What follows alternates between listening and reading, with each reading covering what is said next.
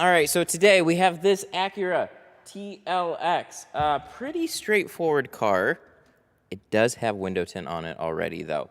Kind of. This is always a red flag situation. Whenever you're like walking up to the car, I saw the quarter windows are tinted, and I'm like, has this ever had tint before? And he's like, I think the previous owner had it tinted. And I'm like, it definitely had tint before. So I'm looking around it. It's really pretty clean. There's a little bit of glue on a couple of like the door seals, like, you know, little bits of tint. Wherever it's hard to reach with a 1-inch razor blade, there's usually glue. Overall, a pretty clean looking removal, but we definitely have to make sure the back window and all the rest of it is like top notch. So it's gonna take us a little extra time to tint this. No, I did not charge extra. When you run into a situation like this, you have a couple quarters, you have a little extra work to do. Oh, boo fucking who. Just suck it up and do it. It's the tint guy. Oh, yeah, we're back. Sorry. Monday, so weekend I had some family stuff. Monday, sorry, I gotta turn this up a little bit. Monday, I was planning on doing a live stream, and then I got hit with a 2006 F-250 for a full ceramic with a windshield and a sunroof, and then right after that, I had a Volvo wagon. So I would have done the Volvo, but by that point, I'm getting old, man. My back. My back's been hurting on and off, and with every windshield I do, it seems to be like, need to give it a little bit of a break. So after that, I was worn out. So we're going to go ahead and jump right into it. Aiming for 1 o'clock. 1 o'clock delivery on this one, so we got to get started here. It's 10:42, no big deal. The Jeff Bezos of tint. What does that even mean? Use a chair with wheels?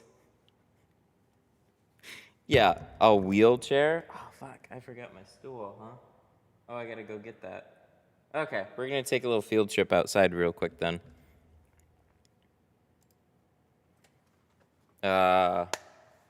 Canon. No. GoPro. Ha! Slide around while tinting. Believe it or not, it's not most of the regular stuff. It's windshield specifically. So if you want to like figure out how, like, it's everything else, like back windows, no problem. But windshields, you're like trying to lean forward and stuff. It's just, you know, it wasn't a problem. And then I got a little bit older, and then it was a problem. So I don't know. I just gotta be a little careful. Don't let your neighbors see. I don't care. I got clients that come in here. I don't care. They might care though. They're like, who the fuck is this dude? All right, we got a really quick. So, landlord about all that shit over there. That's ridiculous. So I need my stool. This is literally all. Don't need the steamer. Don't need the rest of the stuff. You don't close as fast as my explorer.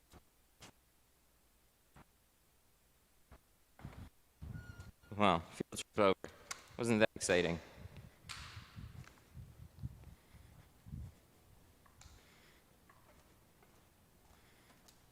Wasn't that exciting?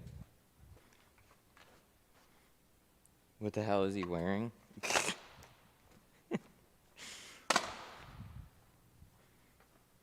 All right. Put on the old belt. God, I gotta go through and clean all this stuff up.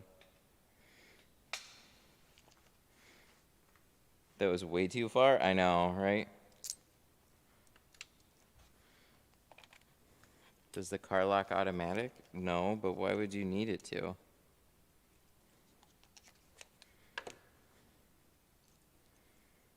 Nobody's ever here. Like, this is such a quiet back place. There's just the people who own the businesses around here, which are like warehouse businesses. They don't give a shit.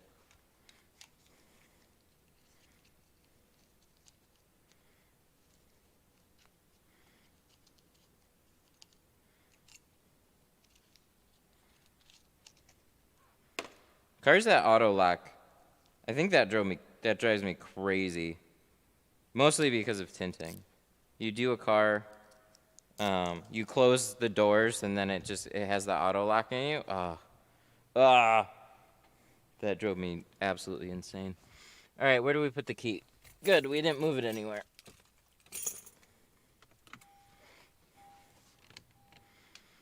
My heat gun will shoot whoever. That's right.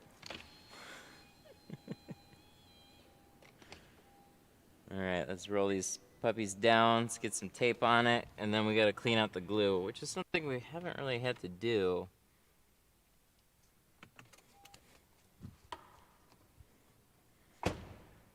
Because if you start getting seals wet and clean them, you got to dry them off before you tape them. So, oh wait, that stuff fell over here.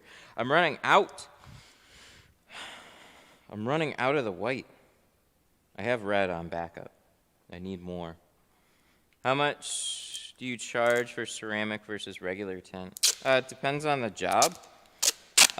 If you want just the like the sides and the back on like a car like this, my entry is $240, and then ceramic would be $400. Sorry, $450. It's $450 now. Prices went up. Get you guys a good sales guy who's like, I don't know. That's what I've been telling people, and they've been saying okay, and I'm like, oh, okay, cool.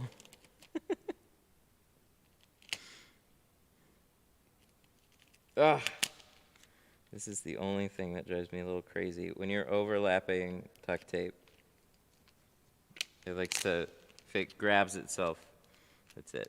It's game over.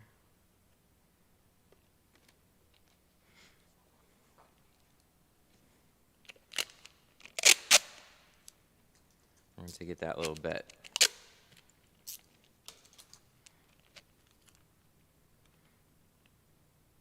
Aha!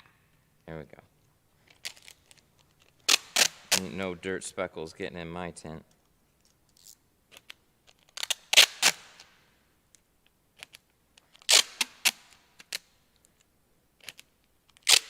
Have you ever the chance to tint a Tesla? Yep. Yep, we have a Model 3 video.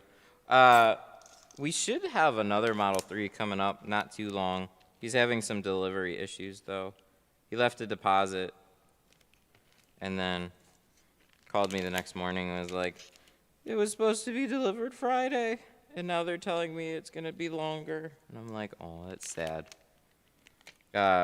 He's going to get full ceramic on his Tesla as well, which is awesome.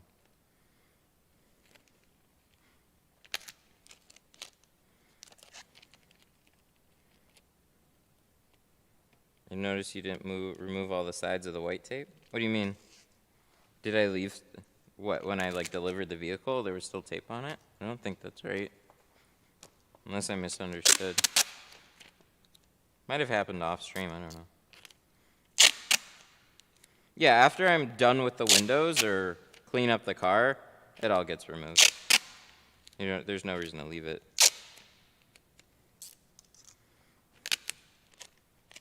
Is there such thing as graphite tint? No. I saw that with detailing supplies. You ripped off one side? Oh, my bad. Well, it's definitely off by now. Sometimes things will get touched up off stream too, a little bit. So it wouldn't be surprising if I just caught it afterwards. I don't remember. But yeah, graphite stuff with detailing supplies started to become a thing because, you know, ceramic, and now you got the graphene buzzword. Nothing like that for window tint yet. And the question is, like, would it actually do anything? So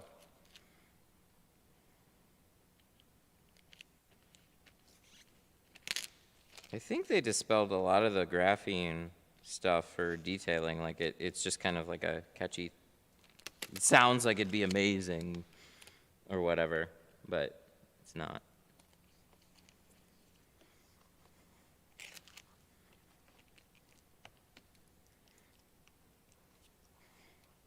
All right. So now that these are taped, you guys will be able to see the glue that is hiding in these seals here. Oh, it's off. What do you think about tinting a new Supra?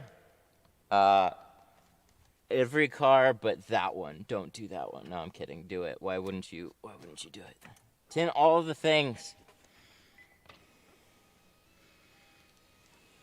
All right. See this? See that right there? Ooh, you can really see. Oh, I like that. You know.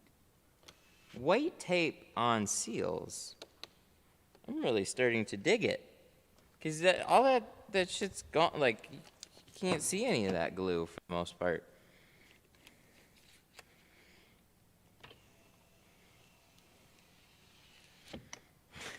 Looks easy to pull them door seals. Yeah, and you know what? It also looks easy to tint it. It's like every car that's easy to pull the door seals is also easy to tint. Oh, what a coincidence on that. Just tint it. You know, I heard some stories from the tint battles, and they said it was like disassemble city. Just everything had tape, and everything had their door panels removed. One of the guys was like, yeah, I'll get, like, he's a tinter, and then he paid for one of his vehicles to be tinted for his wife. Thought it'd be a cool thing. And then next thing he knows, they got all the door panels yanked off of his car, and he's just like not a guy that would do that. And he's like, what the fuck? You guys. Oh, you guys kill me sometimes.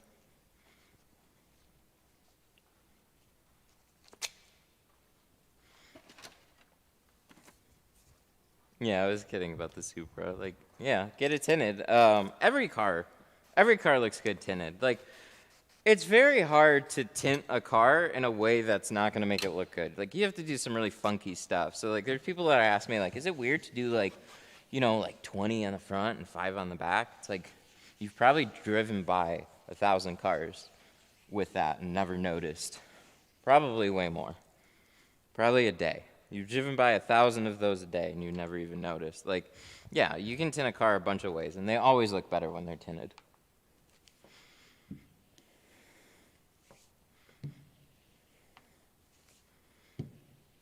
Unless you like the fishbowl. Unless you like the fishbowl look. I've heard that a lot too. That's like the #1 thing people say. They're like, yeah, it looks like a fishbowl right now. Somebody should call their business Fishbowl Window Tint. I don't think it'd be great for search terms, but, you know, hey. Customers would appreciate it. I went to the fishbowl. All right, where's my stuff? What were my issues? What was I talking about? I forget. We're already moving on.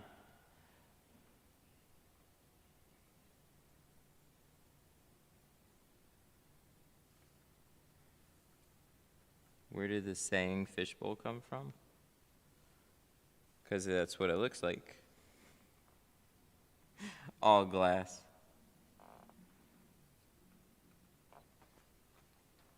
That's where it came from. Fishbowl, it's all glass. It's what they feel like. It's all just clear glass.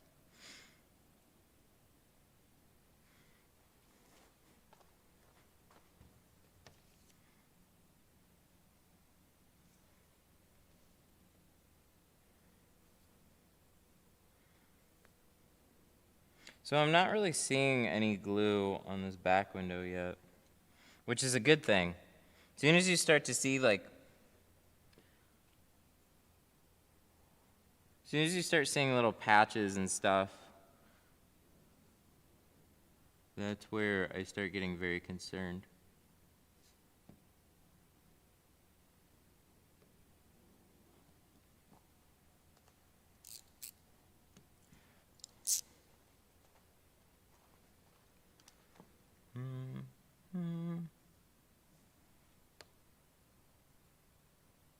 Yeah, I think we're good on this.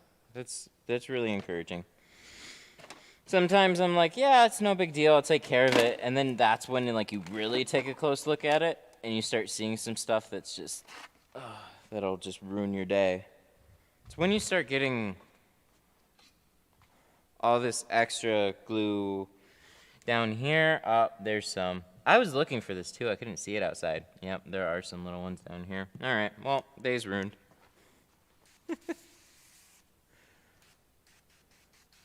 What was that? Why do I keep getting glue marks when I use a heat gun after I install? Get rid of the fingers. Oh. It's kind of a, trying to read through that one right there. Okay, so when you're touching up fingers on the inside of the glass after it's already been installed, I mean, it could be a number of things. It could be trash. It could be, like you said, glue marks, air streaks, any one of those things. That's not the proper way to. It's not the proper way. It's not a good way to tint. You want all those things to be taken care of before you install the film. So little finger touch-ups are okay, but the more you have to screw with the window on the inside, the more it's going to look like garbage. So shrink it better next time.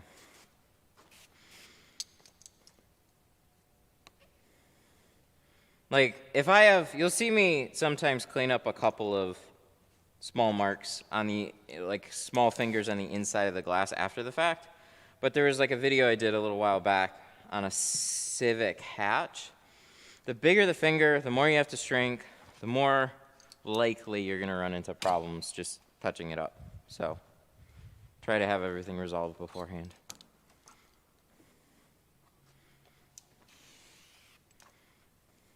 Yeah, look at that. Oh my God. See, that's one of those things. Sales guy will pull in the vehicle. Woof. Yeah, it's just, you know, there's just some tint on the quarters. Okay, yeah, just on the quarters. Yeah, you know, nowhere else. Because I looked at it. Oh, yeah, you looked at it for how long? Oh, about 2 seconds. Mm-hmm, yep, mm-hmm. That's what you guys will run into when you work for a shop.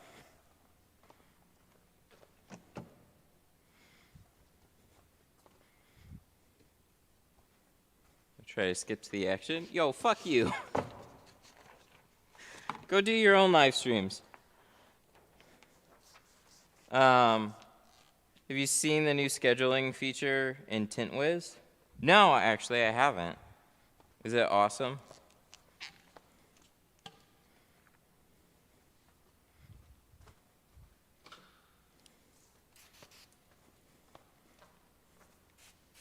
Tell me how to tint my cars in my own shop. I didn't start these live streams to deal with that kind of garbage. Yo, why don't you just tint? Yo, why don't you go get a tint job and shut the fuck up?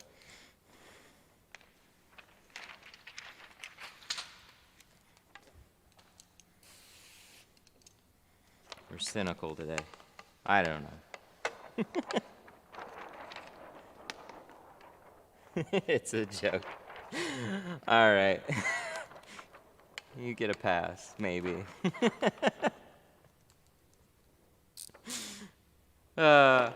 There's like,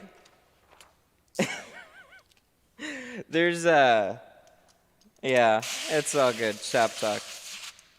Although, the hard part is like, I don't know when it's actually serious and when it's not, and who's commenting. So it all kind of hits me, and it's like, yo, fuck you.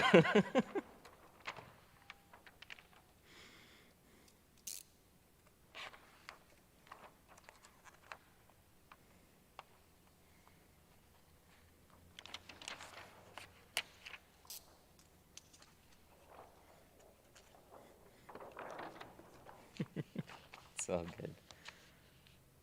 All right, should we double cut this? I suppose we should, like we always do. Yeah, nothing crazy about this one either. Pretty straightforward. Acura, owned by Toyota, right? Who is Acura owned by? They're like, just like Toyota, right? Is that right? They're not their own thing. That'd be crazy, because I know they own Lexus. Acura is always one of those car companies that kind of escapes me.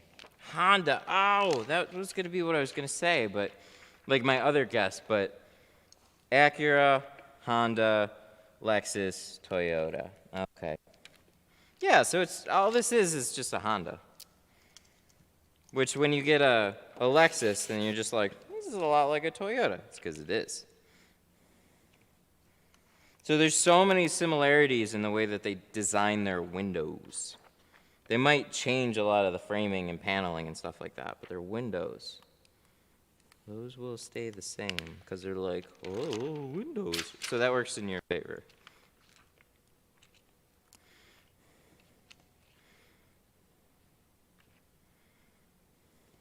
When's Kia gonna do that? They're still trying to like revive their Kia brand as much as they can. I mean, I guess it's going well for them, right?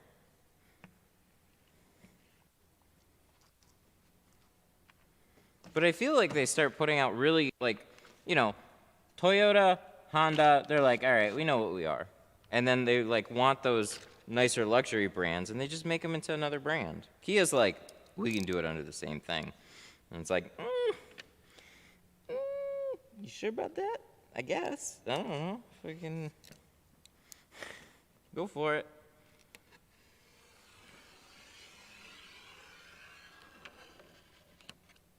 But I'm sure they probably have, like, I don't know, research and stuff. I have wild-mouthed opinions.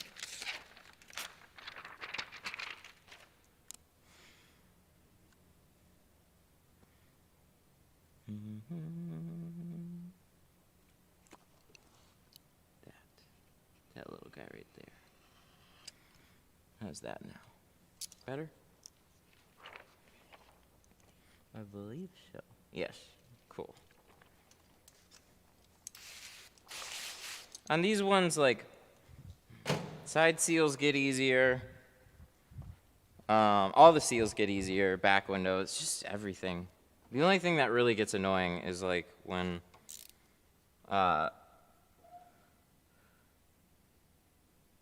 you get a Toyota. No, what is it? Sorry, when you get a Lexus, and then they've got like the stupid front doors that have like come down to a point, so your front doors will like basically go to here. Daniel Rain, a super chatted $9.99. That one is one. Watching you with my back to the mattress. But those my ones are day actually off. really easy. Must have master. Ugh, no good. Daniel Raina, what's up, buddy?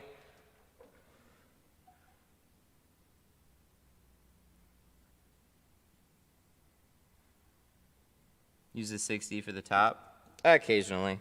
I don't know. Sometimes it's whatever I grab. Muganda Umaga, watching you with my back to the mattress, my day off. Enjoy a day off, man. Thank you for the 10. Day off sounds fantastic right now.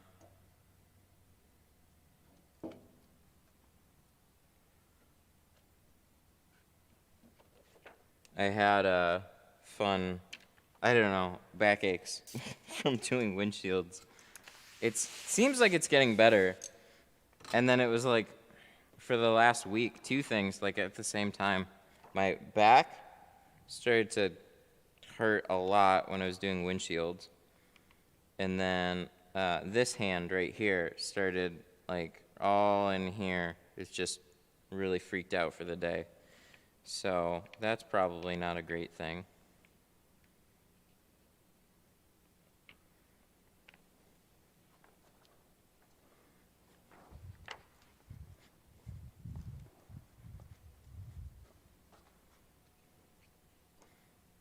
We still have to clean this, but it's mostly just the sides. We're still going to scrape the whole thing. Probably should have done that before we started cutting patterns, but we had to get to the action.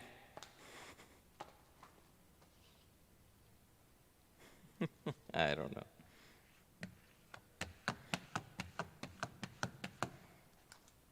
Should I turn this up? Maybe a little bit. Oh, I can't. Oh, it is. No, it's not. Sometimes I yell, sometimes I don't.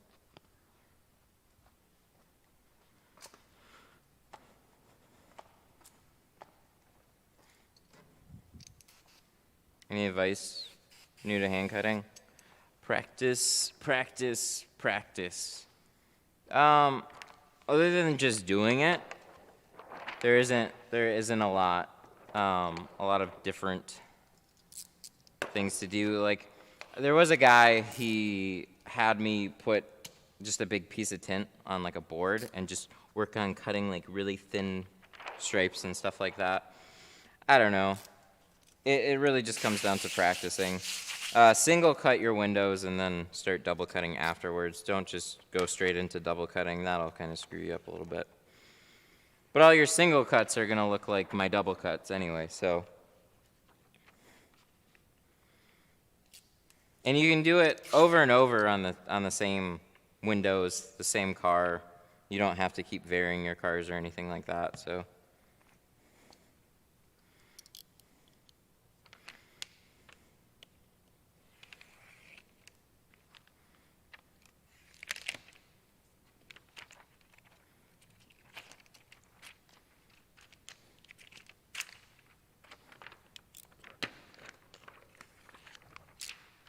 If you want to see me start look like a beginner, have me cut with my left hand. That's another thing actually. Always use the same hand.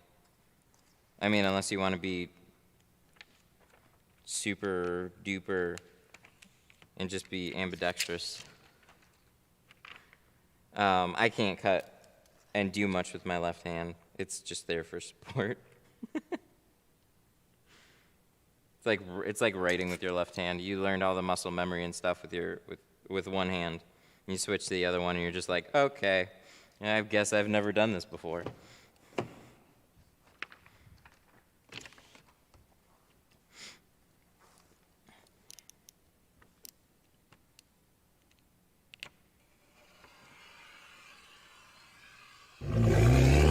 Super chat. Wow. 14, 15, something like that. Oh, cool. We're walking back over there Dean anyway. Petrozevic super chatted $11.32. The trolley? Hey Matt, where did you buy the trolley? This little guy Love right your here. live streams, always entertaining. How are you feeling at Daniel? Cannon. Dean with the 15. Thank you. Where did you buy the trolley? Love your live streams, always entertaining. How are you feeling at Daniel? Aw, Daniel, you got a fan. So this little guy over here, I bought it off of Amazon because that's the only place that I could get it. It was $500, and it's a collapsible tool cart. It's a Beta C27S, so you can look that up. There's probably some supplier that has it. It was just Amazon. I don't know. They had it listed through the company on Amazon. They're like, I was looking into them a little bit before I bought it.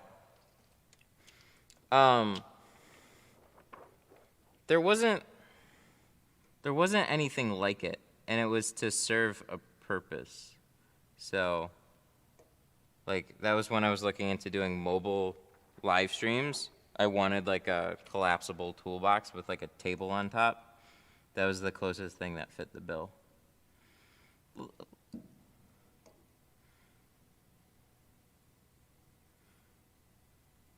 What's the difference for using carbon versus stainless on top? It's small, but the 30-degree carbon, like carbon's a harder metal, so it holds the edge a little bit longer, you know, but if you're just snapping blades, it doesn't really matter. And then you have that like really fine point to the blade as well, so that can kind of help with the top edge. But you can still cut a really good top edge without it as well. Sometimes I just grab whatever.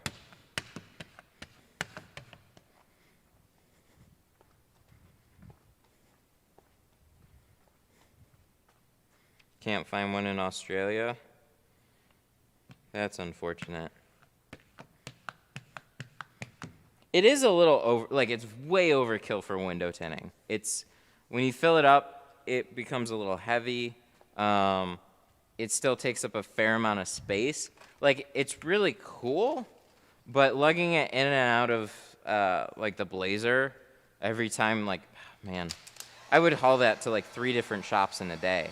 And it's just like, ugh, load it up, unload it. Like, you can get a lot of other decent, like, roller plastic toolboxes that hold everything you need, but it is a little bit more serious of a box. It's as close to, like, I don't know. You go to shops and they have, like, big snap-on toolboxes and stuff. Similar to that. Just feels a little more chintzy.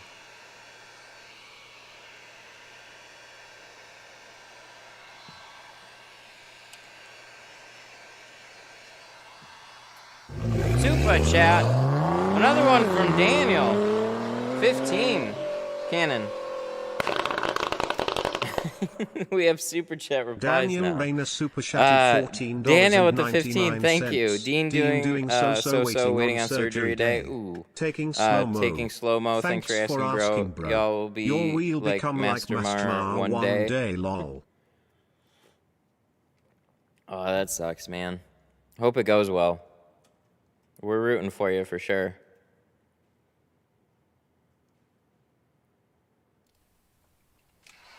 Super chat for new GoPro. What's wrong with this one? I went out and bought the 9 on launch day, and it looked worse. It was not an improvement. It was a downgrade. They say there's a bigger sensor on it. It did not handle this light well.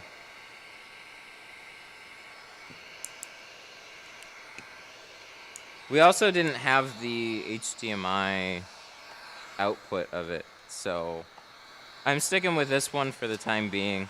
There's got to be an action cam company that comes out with something a little better. There's the Sony RX0,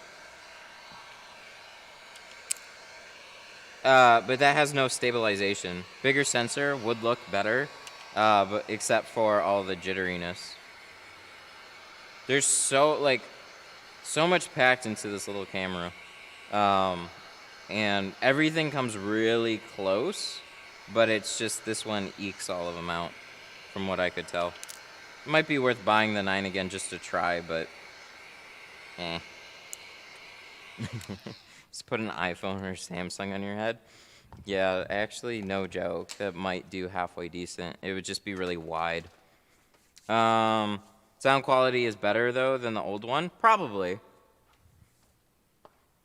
Probably. But the thing about the audio is I don't handle it through the GoPro at all, so it wouldn't make a difference here. That's through an independent Rode mic.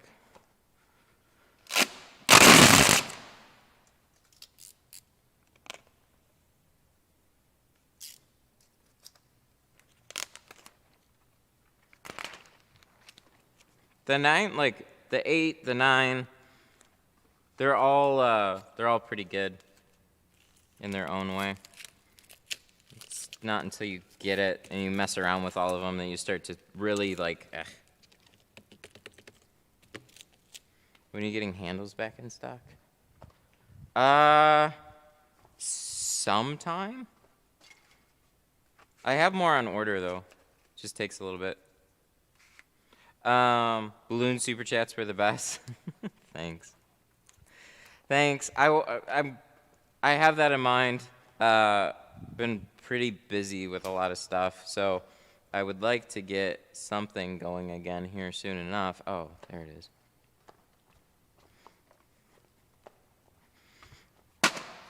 And these are new towels. Well, clean anyways, not new. So I forgot to put them up. And then clay bar. We need a clay bar. It's always something. Clay bar and like a scrubby pad.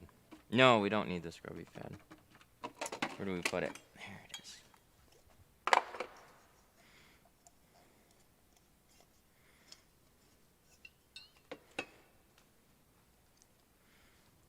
C2 has a black color. It's when you start getting into like the 5%, it goes a little warm, but the 20% is pretty neutral. Got a nice tone to it.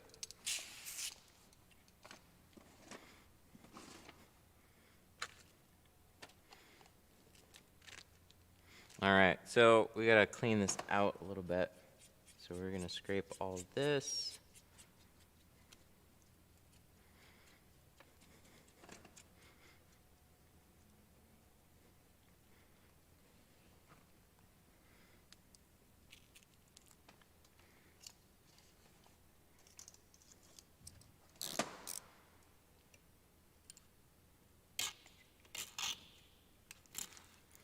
That's a lovely sound.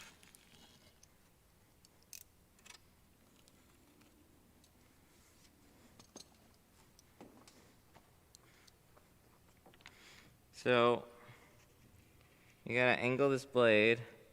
Just make sure that you get all that stuff out of the seal. I gotta say, that's nice. I would never normally tape before I remove glue because with like a painter's tape, man, as soon as you start getting that surface wet, it just falls apart.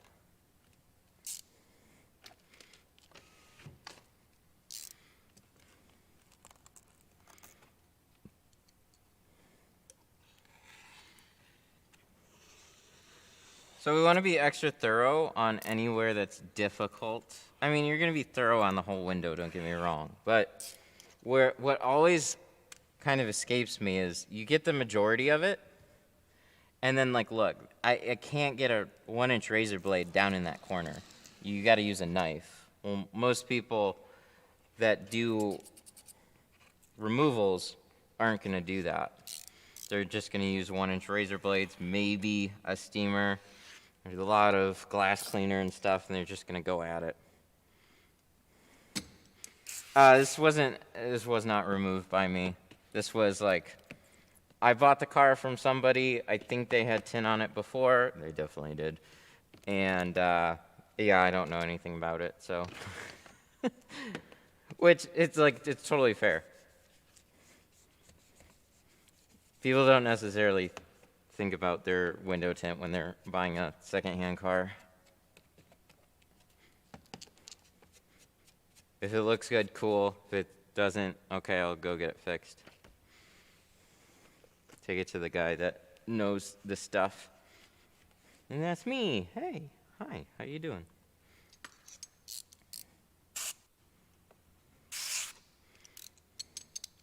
That is why I have a job.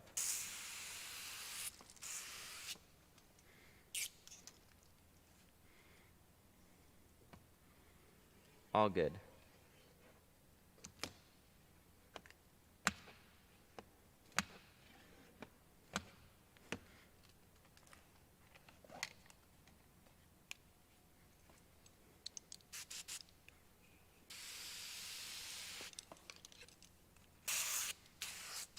All right, one more time. For good measure. When it's tinted before, it's no joke.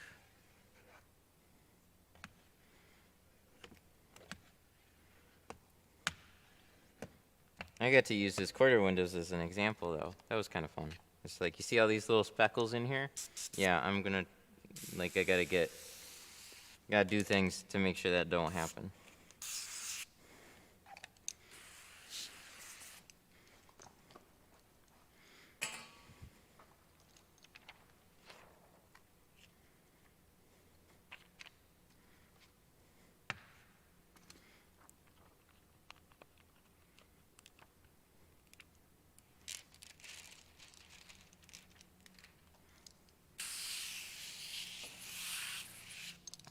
3M ceramic.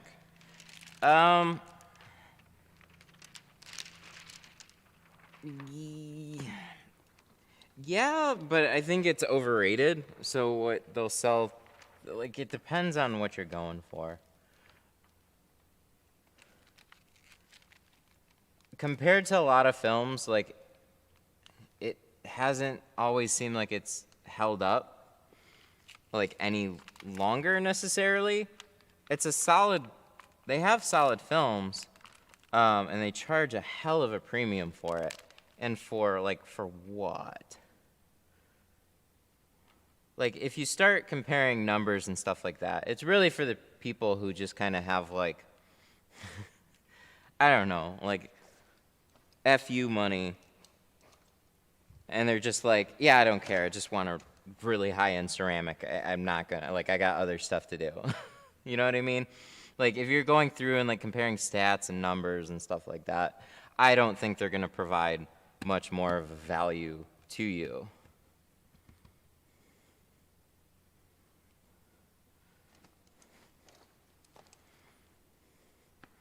I paid $40 for 90, or for, oh, you probably, if you bought it, see, it depends on where you're going. If you want it for your own car, that's one thing. If you're looking because you bought it secondhand off of eBay, it wasn't 3M. It's like the most ripped off name for a film. Everybody's got 3M film on eBay and Amazon available for cheap.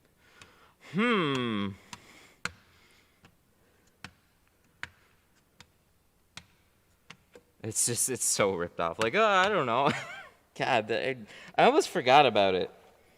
You reminded me of quite a few times. Like, you know, hey, would you install my kit? Maybe. What is it? It's 3M. And then they bring it in, and you're like, this ain't 3M, bro. But the website said it was 3M. And then you look at the website, and it's like,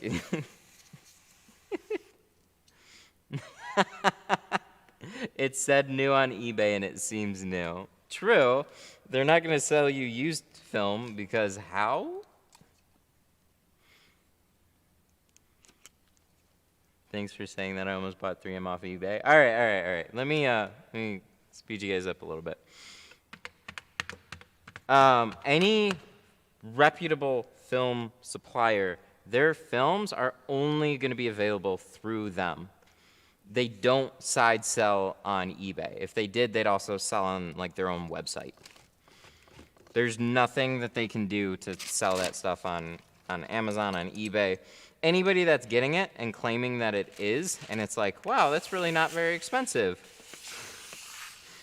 Oh, maybe because it's not. You can take any film, throw it in any box, and if anything, the aftermarket box industry, I don't know what you call it, boxes are incredibly ripped off. So there's Chinese companies that will literally just print off lots of known brand boxes, and they'll just throw whatever films that they want in it. All tint companies should print on the liner. That is something that they do, but it's I've seen other films print on liners as well. Just whatever companies. It's like the only way you really know what you're getting is buying from the actual company themselves. You buy it from the source. All right, who told me this was an easy one to remove?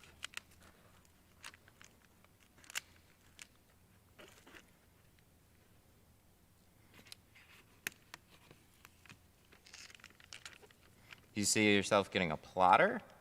Yeah, but not for what y'all hope me to do with it. It'll mostly sit in the corner collecting dust, and maybe will become a vital part of this business. Never, but, you know, it'll be there.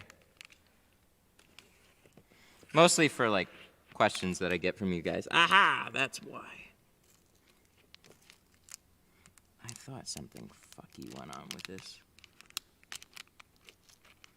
The seal here actually did give me a little trouble. It's the corner.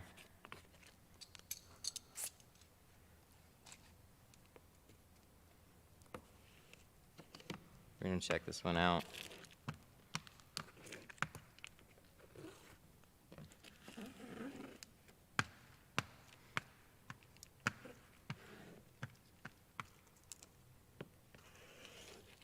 Yeah, the pattern's a little bit long for this style of window. The rest of it's fine, just this corner in particular. The seal actually, what did it do? How do you describe that? There's like, it's a couple different styles of rubber seals at the bottom. When you have one that kind of like is like really pointed and flush against the glass, or just, you know what I mean? Like it's at that angle. The end of the shank is not, it's thin, but it's still like a little blunted. So it can't always just like grab underneath. So I think what happened is it started to roll.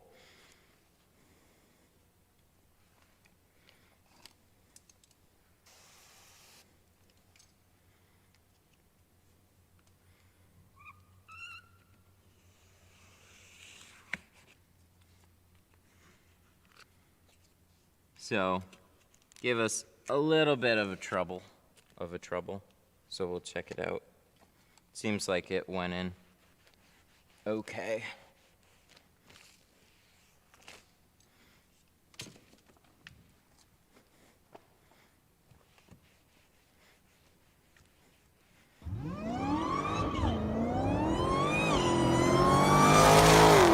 Super chat. What? Raul Ramos super chatted $9.99. When the Hey tin Matt, is drying, you after gotta... done rear windshield when drying, start to peel off the bottom side of the tint. All right, let's get in a close look here. I don't think anything bent here. It's just kind of like was a little difficult. All right, yeah, we're good. As far as I can tell, all looks good to me. Thank you for the super. Let me read it here in just a second.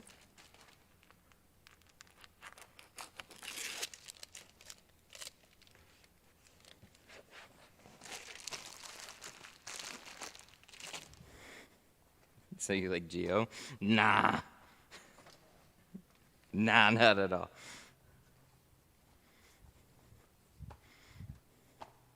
Canon. Raul with the 10. Thank you. How you doing? Hey, Matt, after done rear windshield when drying, start to peel off the bottom side of the tint. I'm really sorry, I don't understand the question. Can you ask it in a different way? Because the rear windshield, when it's drying, start to peel off the bottom side of the tint. No, for rear windshields, you just peel the whole thing at once. You don't have to do them in halves or anything. That's what I do with doors, not with back windows. I don't, if that's how I'm understanding it. Thank you so much for the 10, though. You can follow up, though. Where do you buy those plastic door covers? Carpet Shield.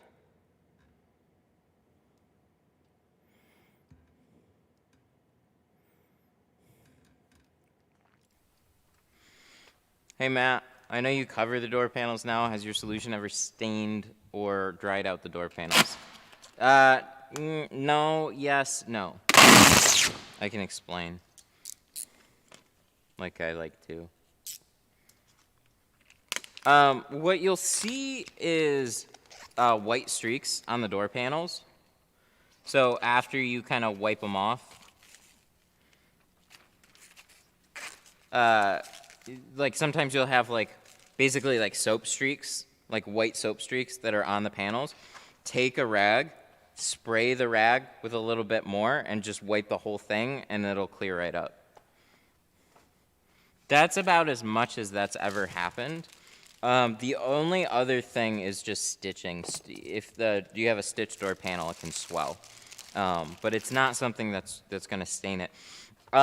You might want to ask, too, in the Facebook group. Well, That just fell. You might want to ask too in the Facebook group, because there's some parts of the country where they put Scotch Guard coatings on it. But I don't know. I've never run into one that's like flaked off a door panel before, so. Woo! That was the tint before. That is blue.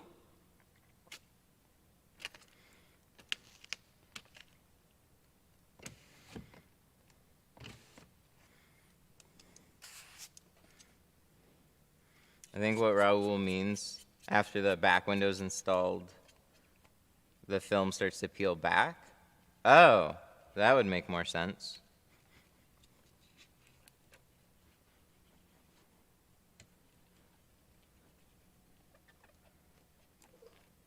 Those coatings on the 18 Silverados are pain, just use Mothers or Armor All to coat it again. Ah, well there you go.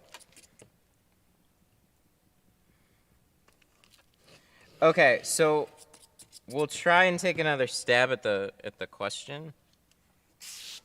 If you've tinted a back window and the bottom is peeling, the only thing is there's got to be too much tension there.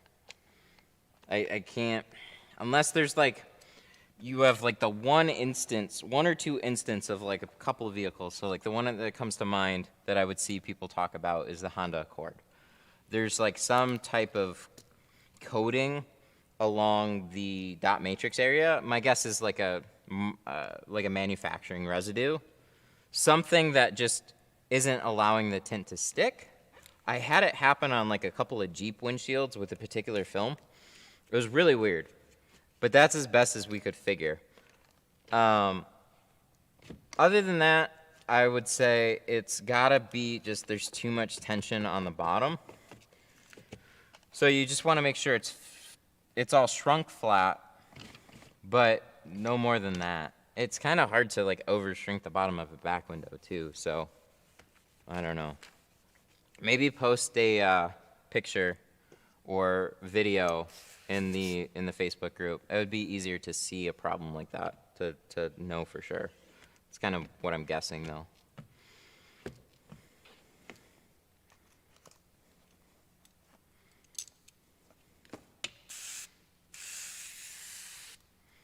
That's why I like the Facebook group. Because you guys always run into shit before I do, so then I know about it when I go to do it. Not all the time. But there's a lot of time some of you guys will like, oh shit, I broke this, or this car's freaking out. Has anybody ran into these new ones? And I'm like, oh, thank God. I mean, I don't wish that on people, but like, smile. Thanks for the heads up.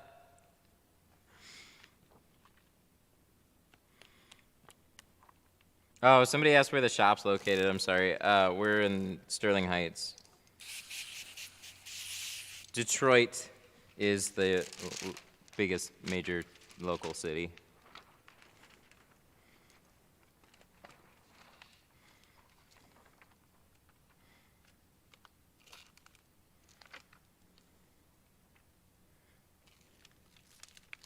How do you avoid teeth marks? You're not biting it. I think I used to say you like shift it in between your teeth, and it's true, you do, but you're not actually like putting impressions in it. You can, but I would love to see somebody mar up a corner just like. The two ways to do this, you either like shift it in between your teeth, or you lay it on the glass and you like flick one of the corners. I have a semi. Can you fit in your shop? Yeah, we got a really tall door.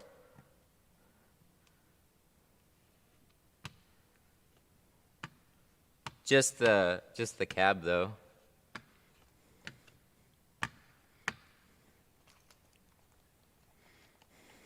File your teeth for the best results, or shave your tooth.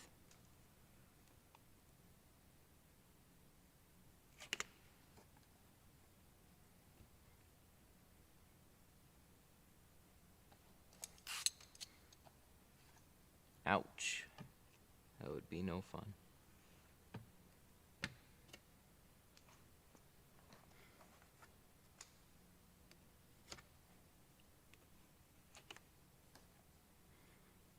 "13 feet tall, 13 feet." Yeah, it's a 17 foot tall ceilings, I think. Are they? Let me think about this real quick. I might have to measure it. Because that scaffolding there is 12 feet. 11 and a half, I think, to the top. And then with those rails, it's a couple more feet. Yeah, it'll fit. I mean, no, it won't. I don't want to tint it. That's the real answer. Will it? Yes. Do I want to do it? Not really. I have a semi coming in Thursday for a couple of doors. He got me with I have a Range Rover for a couple doors and a windshield strip, and I was like, all right, cool. And then he's like, I also have a semi, and I'm like, fuck. But we're charging a couple hundred for the front doors on the semi.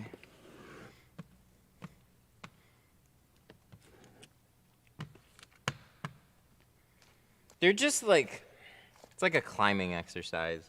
Semis are just like, you gotta use usually a pretty big roll, and then you gotta do a lot of up downs, and like, there's things to cut around. It's just like, it's always a unique thing to tint a semi.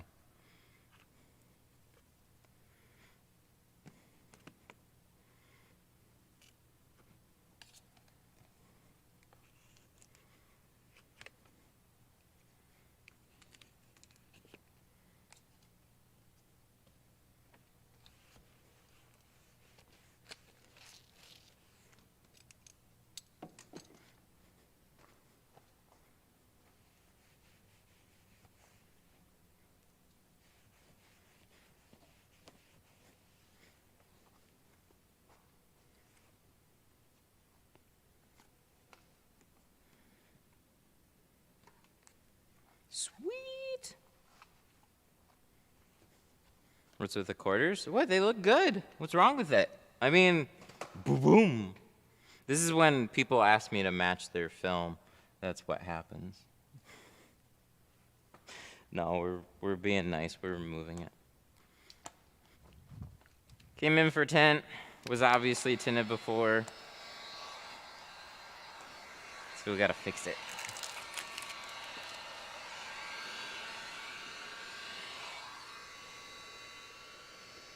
Not bad. Pretty standard. Tight edge on this side. Thin border around the whole thing, or around the rest of it. That gasket kind of falls back too. Looks like there's plenty of space up there.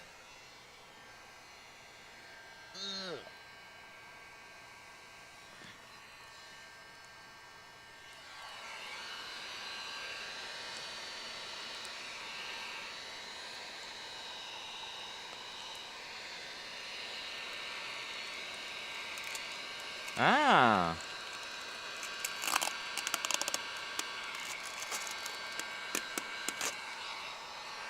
Look at that. This stuff, thin. No wonder that there wasn't much glue on the back window. This stuff is peeling super easy. Just a little heat.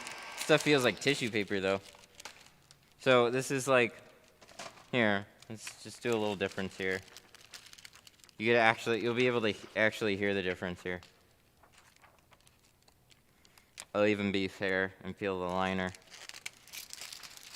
This is whatever customer bluish cheap film. This is mine.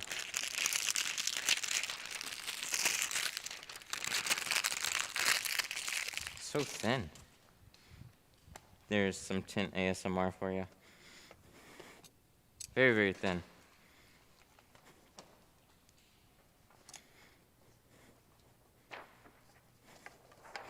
Do you have any videos of Toyotas or the 4Runner back windows? I don't. There's still quite a few of those videos out there though. Other people are doing them. I haven't done a 4Runner in quite some time. They're just not around here. And if they are, they're already like factory tinted, so people are kind of iffy on tinting them.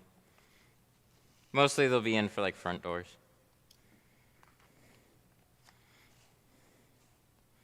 Honda, Toyota, I mean, we get a decent amount of like BMW, Audi, Mercedes, but you know, there just isn't a lot of those around here, at least wanting to be tinted. I just don't see them very often. This is Detroit. This is the big three. And everything else except them.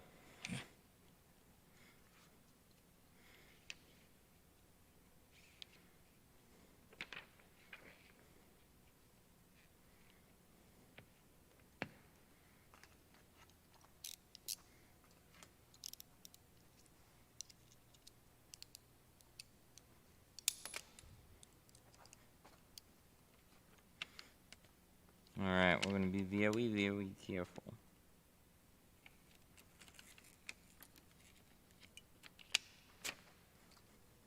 We need a light though.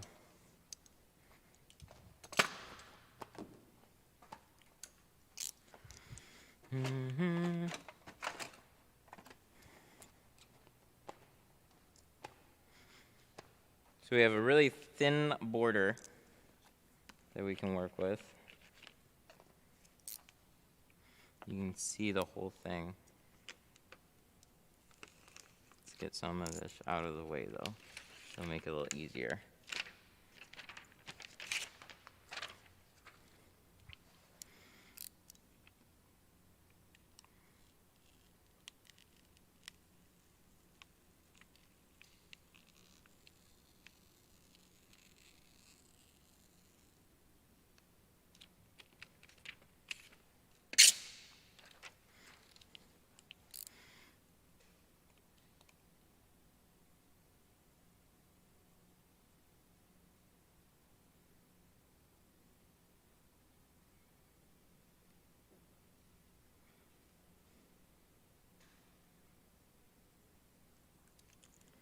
What tint would you suggest if I want to tint my own vehicle? Ooh, that's a good question. Well, I always like stuff like Geo. Depends on what you want to go for, but Geo ceramics are really, really good. I like them a lot. That being said, sometimes it's like quality films are kind of hard to buy in shorter runs. You can try and buy some from like a local shop off of them because you usually be stuck for like 50 feet in most of the films, or else you got to take it to the shop. Or you can contact the supplier themselves and just ask if you can get shorter rolls or something. But most of the time they're available to people, but not necessarily in a super retail fashion, right?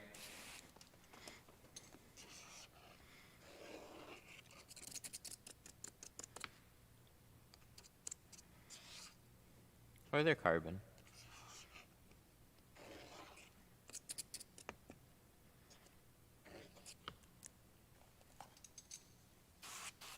All right, let's see if we can do this. So in a seal like this, there's going to be a lot of dirt crammed up into these top seals.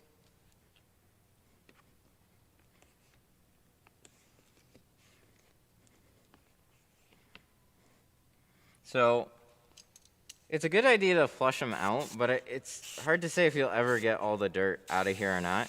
Give it a good flush and then squeegee it off, kind of at where that line is. And then what I'll do after that is I'll just soak down underneath.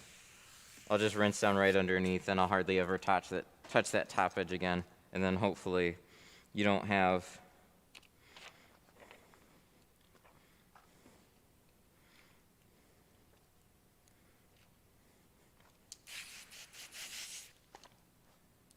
Hopefully we don't have any dirt run down.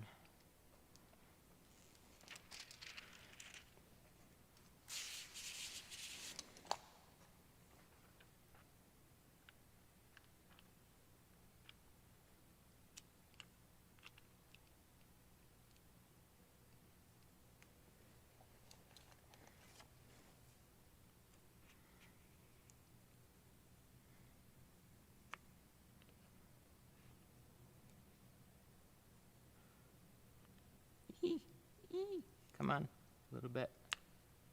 Ooh, did we get it? I think we got it.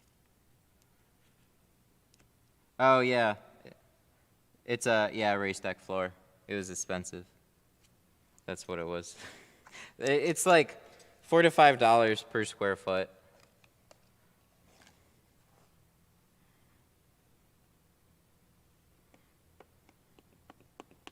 And it's like basically like a 25 by 25.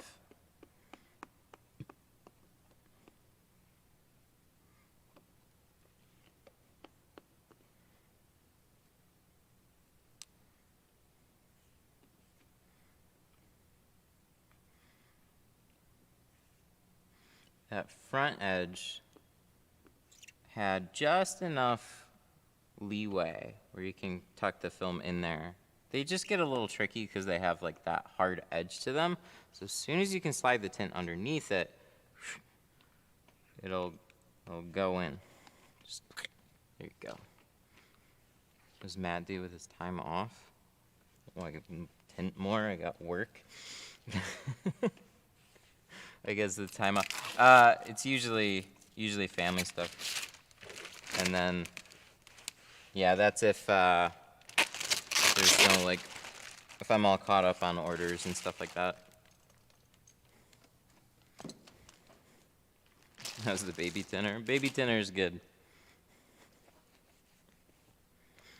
He's 7 months, a little over 7 months now, and yeah, he's doing real well. There's always like little things that I have going on in the background for like, you know, things I want to kind of do to this space that I'm either looking into or doing, and then there's a lot of home stuff.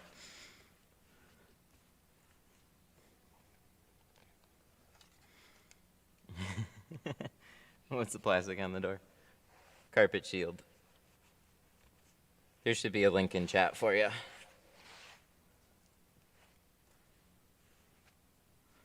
Dang! Ooh, that turned out nice. I'm pretty happy with that. Removal, retint, bippity bop. Now we can go to the other side. See where we're at. Let's put him there. 11:49. Okay. We got a 1 o'clock appointment. So we got about an hour. Aiming for like an hour, I think. Maybe a little bit over.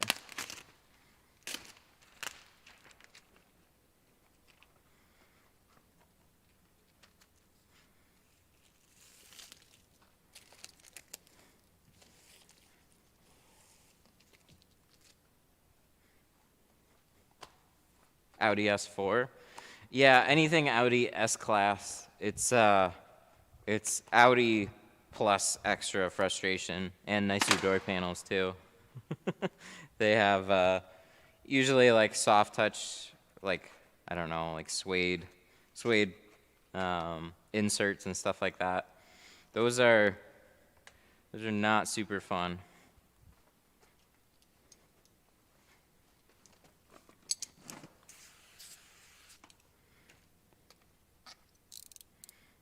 All right, so we learn from the other side. So coming over to this side, this doesn't feel, it feels like a little tight there. That's what, the rest of it's not bad though. Still think my shank kind of flipped it over, made it difficult when it didn't need to be.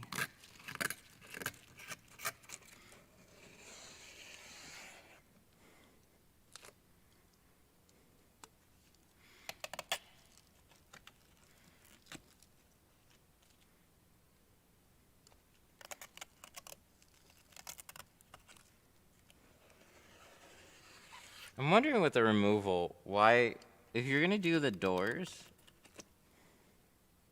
and the back glass, why stop at the quarters?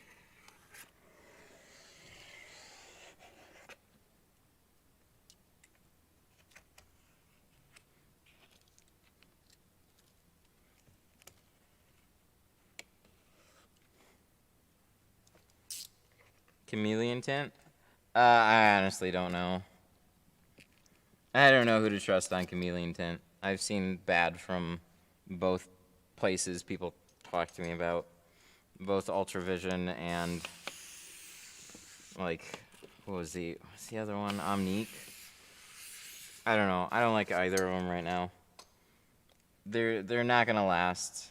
Whatever the, like, I can't say that about all of them, but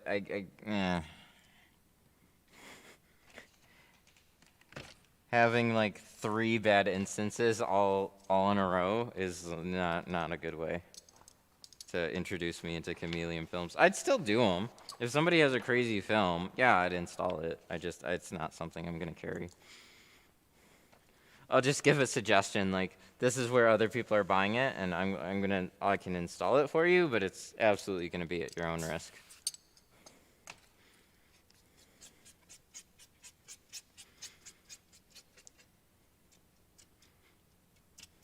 Carpet shield.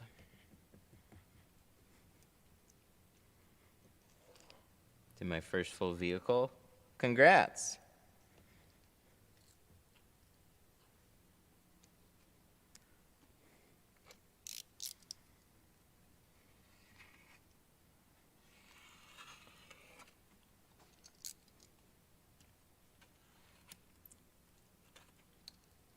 Best tool for the rear windshield? Bulldozer.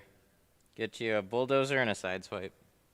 And then a whale tail, the green one.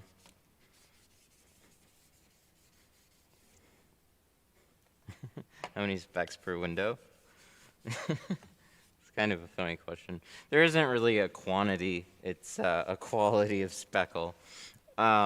Speckles are like, if it's irritating to the customer, then it's a problem. That usually is like if you have like a small group or anything of a significant size.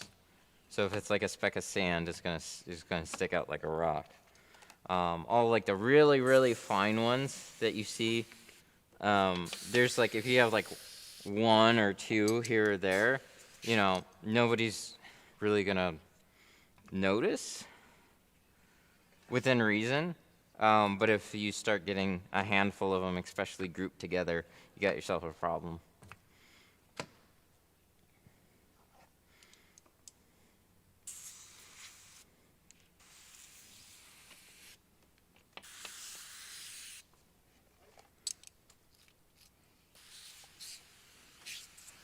Where can I get them? Tint Depot. Tint Depot. There we go. That's a list of recommendations.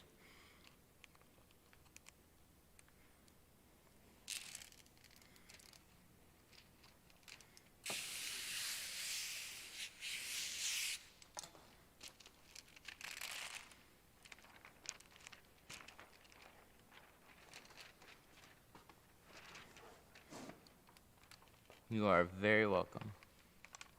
Ooh, can we fix that? There's like, no, stay. It's this little guy right here. Aha! That was nice. It's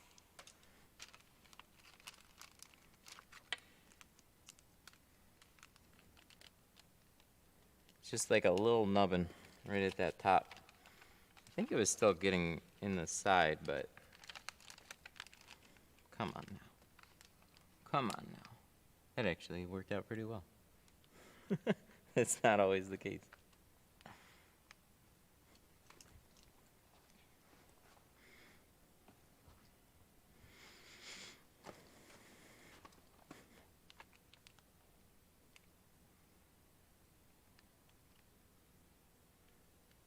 I have a hard time doing rear windows because I don't have the right tools. That would make it difficult. bulldozers, side swipes. You need things. You need things that definitely squeegee out the water at the bottom. The bottom's like the most irritating part of the back window because you can get a handled squeegee everywhere up top. The bottom though, there'll be a, deck lid will push closed. There'll be a brake light in the way. Your tint will start tacking up. There'll be just this small little air bubble that's like locked in, and you're like, ah! It'll be back and forth trying to get that little thing out. So even those things, like, I don't know.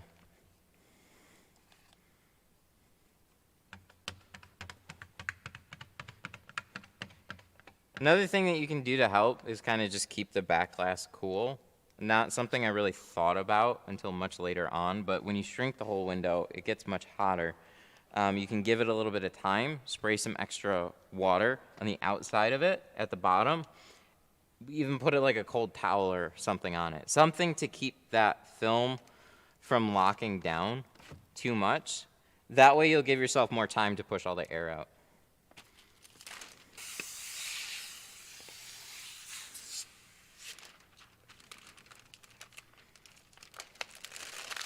All right, so what did we learn from the other side?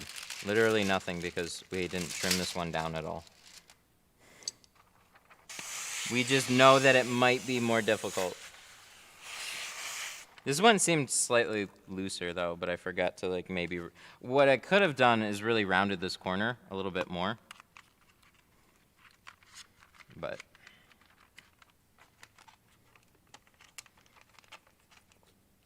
I think this side is a little bit easier than the other side.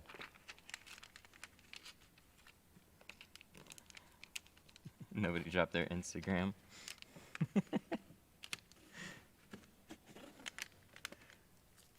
Nobody's on Instagram, that's why. We're on YouTube. Yeah, that one went way better. Why? I don't know. Sometimes it just happens. I think I rolled the seal a little bit when I was trying to press it in. Like, if you get the shank, like, look. See the seal? See how I'm like button up against it? It's not going down, not going down. That's a problem.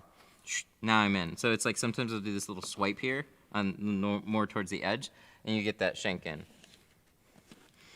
That would happen a lot on like the new Rams, for example, where it's like, you either have to like, shank it. We're no longer a gentle poker. We're full on shanking it.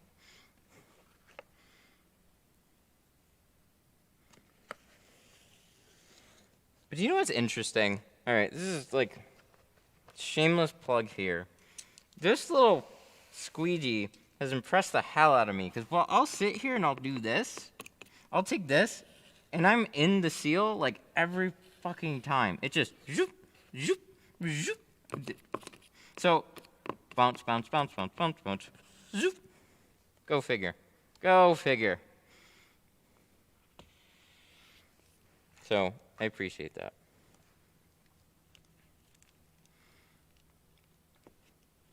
But these are still better for those tight seals and corners and stuff like that. So they all have their purpose. I thought I'd get rid of the tri-edge altogether. I'm like, look, this is the perfect side. Ooh, that's never fun. This is the perfect side squeegee. And then next thing I know, it's like, it's it's really good. It's just the tri-edge still has its place.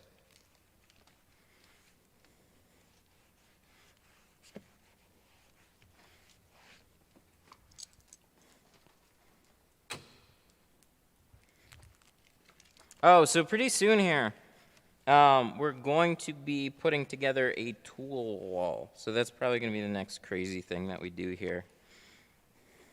We got some plans in the work. So one thing that I've talked about a little bit, there's different tools out there that y'all use that I don't necessarily use, and then there's new stuff that comes out.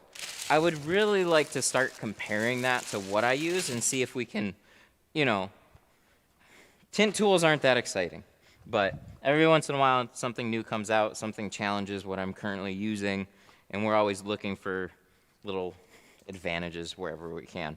Most of the tinting's pretty redundant, but every once in a while there's something that surprises me. So when new stuff comes out, when people are like, this is the greatest thing ever, well, let's fucking see if it actually is. So we're going to be putting together a tool wall here soon enough, and there's going to be a lot of like just what is available on the market already, and then we'll start doing some comparisons as we go. So like regular tint jobs, just like, hey, how do you like this squeegee over that one? We can try it out on stream. If you guys have some questions. What was the white tape again? This stuff is tuck tape, and I really like it. And you can find it on Amazon, and from what I can tell, nowhere else.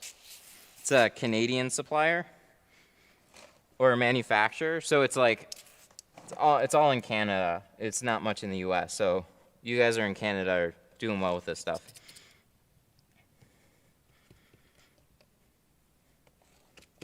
So I'm gonna look for like a few other things that are available more locally, but you know, you can still find it on Amazon right now, so that's good. I always like to find stuff that you can also recommend to like tint tool suppliers.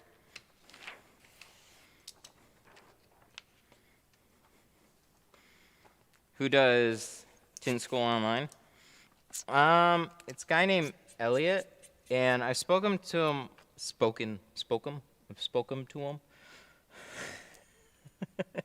I talked to him a little bit on Messenger, and nice guy, puts a lot of work into that program, and from what I understand, everybody that takes it really loves the program that he's got going on. I haven't seen it, but I hear good things. So if you ask like in my group about it, it's always got a lot of positive feedback, which is really encouraging because people in that group do not hold back. If it was full of crap, you'd hear about it real quick.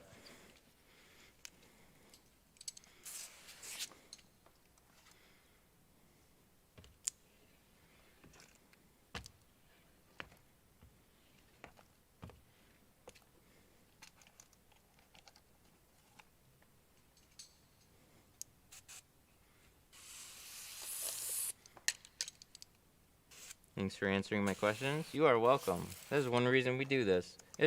I get lots of private messages questions that I can't get to. This is when you ask them. I'm working, and whenever we come across interesting topics, it's nice because I get to show examples. But yeah, lots of whatever questions, fire away.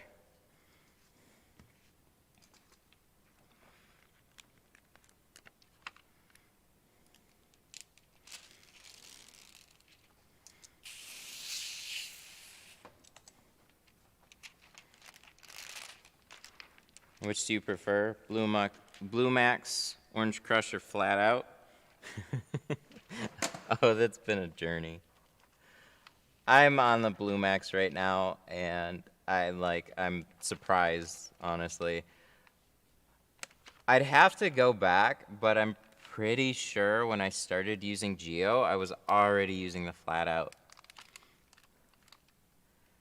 And what I found, the first thing that we did was like the carbon, and then I started getting some scratches on that. I have a couple of theories. It's either the way that I clean the glass,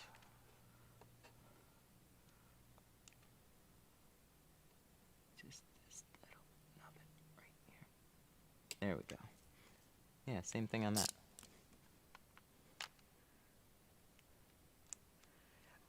So I wonder if it's a couple things. The way that I would clean most windows is I just wipe them down with a towel.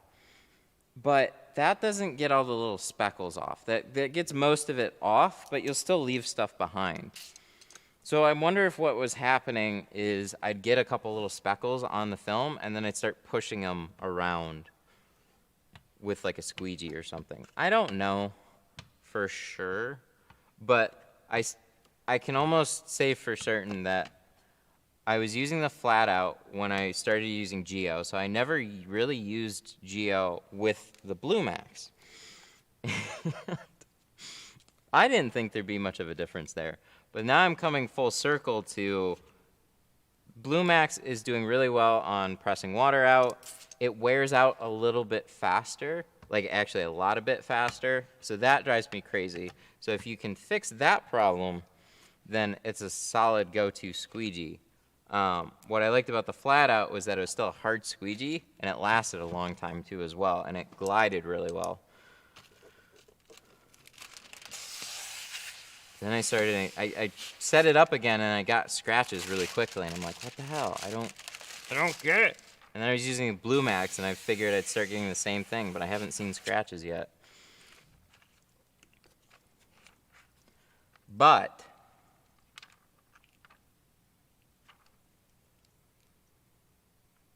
I'm thinking here. Did I miss something here?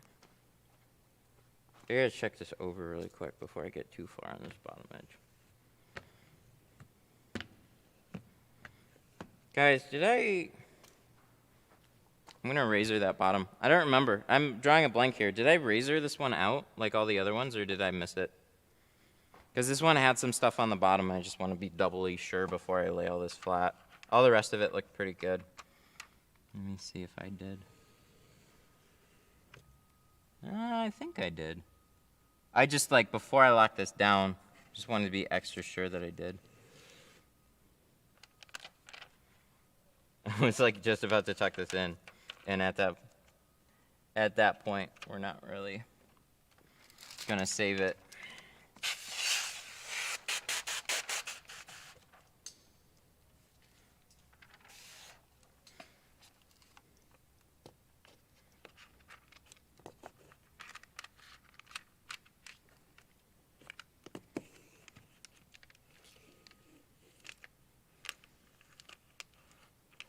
A lot of questions there, sorry. Will steel wool mess up back defrosters? No, but they leave little bits behind. I stopped using steel wool a long time ago. I don't like it at all. I never did when I used it.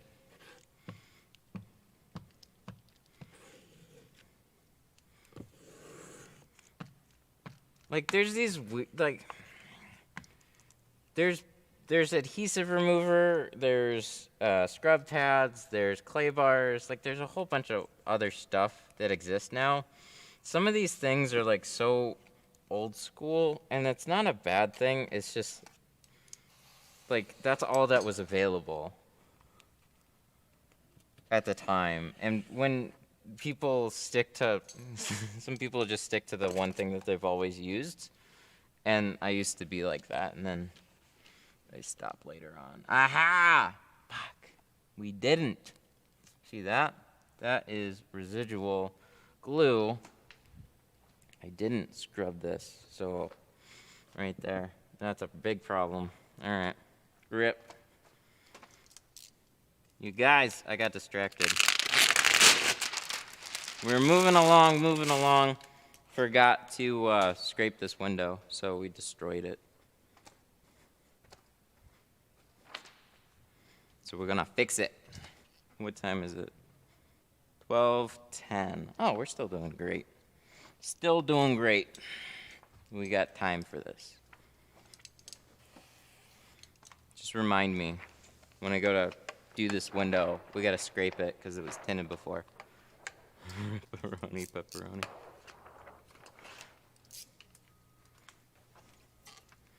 It's all good. That's the biggest mistake that we're gonna make. That's bad. Anybody try PPF squeegees for tinting? There was like a black PPF squeegee people wanted me to try out, and then I never ended up getting it. But yeah, all that kind of crazy stuff. Stuff that seems like Like, that would be fine to use during a regular tint job. Like, I've never used this tool before. Let me try it. Different films, though, that would be something that's not possible. You have a heat lamp demo in the waiting area? Yep. So we get many, many upgrades. It's the easiest way. It's the easiest way to describe the differences between films. It's like, okay, what am I getting for my money? Well, bam, there it is. And I go, oh, okay, cool.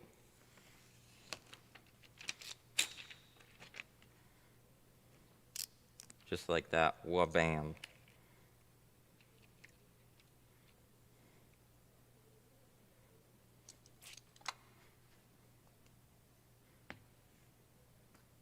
I'm gonna have to go back, make sure that I didn't scrape this.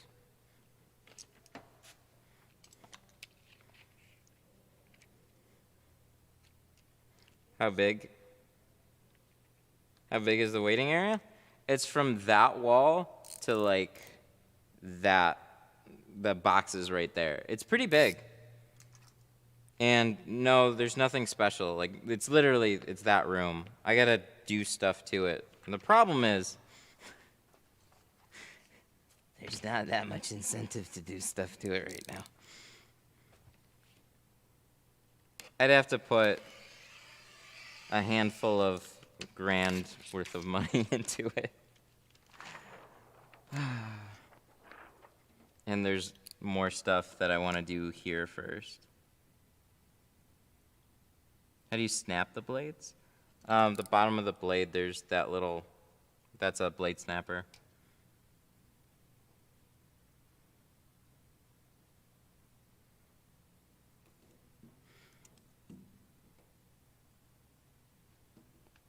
I've had people ask for sunroofs. Yeah, I do too. I did a ceramic, it was on an 06 F-250. I did that on Monday. We did ceramic on it. Can it crack? I've heard that some people have problems. I don't know. I've never... So I don't want to say it's not possible. It would shatter. It wouldn't crack. It would just flat out shatter. More often than not, they're tempered. Or at least they used to be. I don't know. But you can check the glass. I've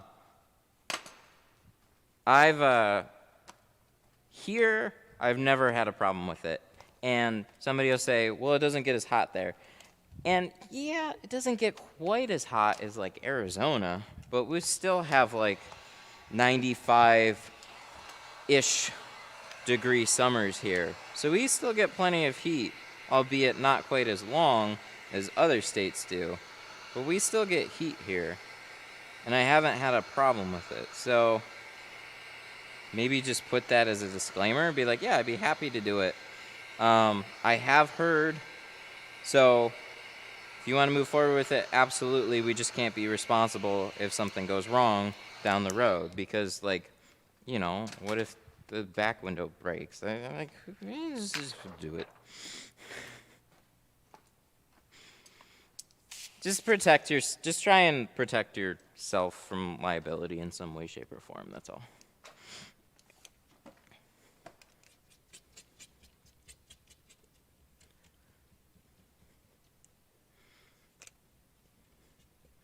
Where is that glue? I think we got it.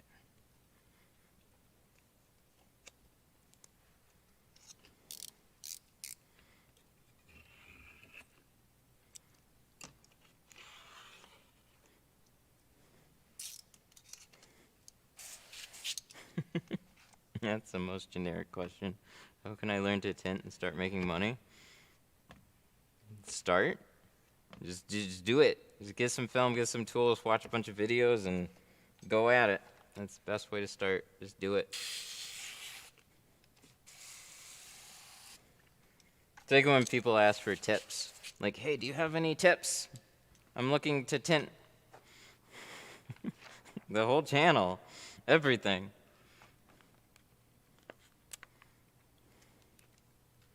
Can you show how to prevent side creases when installing? Alright. You caught me at a good time. So, to prevent side creases when installing, you want to make sure, biggest thing is make sure your film is flat. So here, what I mean by that is the film on this leading edge that you're tucking in is totally flat against the glass. Then you're going to roll up your film a little bit. You're going to fold it, but you're not like pressing it on that crease, and you're just going to like slide it in. So it's rounded up, and there's this little fold here, but you're not trying to jam down on it. You don't have to like, you know?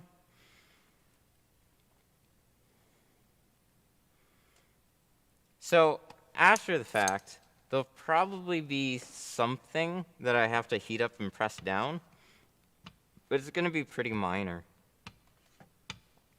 And that's it. That's how you prevent it. Just don't go crazy.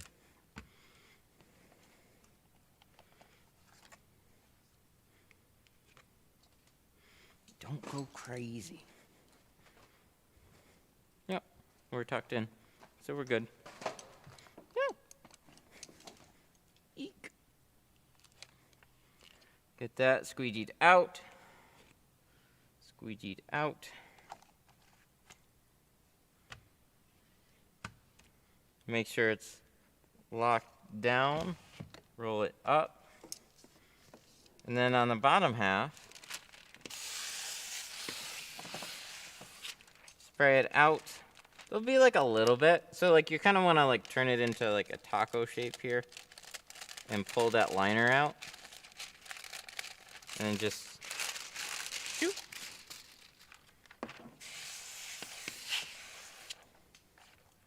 Roll this up.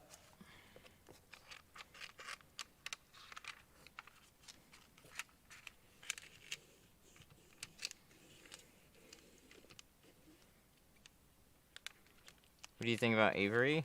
Their NR film.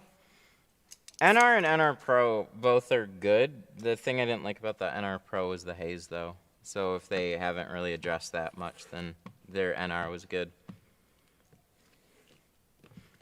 And then that, it's kind of stops there. But all I was installing at the time was color stable. So I just needed a solid color stable film, and the carbon or ceramic were kind of an afterthought because all the places that I was tinting for, they weren't upselling. They sell tint. Do you want your car tinted? Okay, cool. It costs this much. The end. What tints do you use? Good tints. Okay, sounds good. Good. That's as far as they'd go. They'd tell the customer whatever they wanted to hear. Is it ceramic? Sure.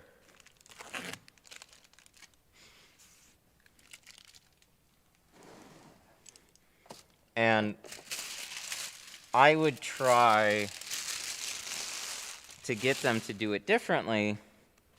It's tough. It's very tough. Because most people can't be bothered. You might be thinking, hey, they're there to make money. They're there to make their paycheck and then go home.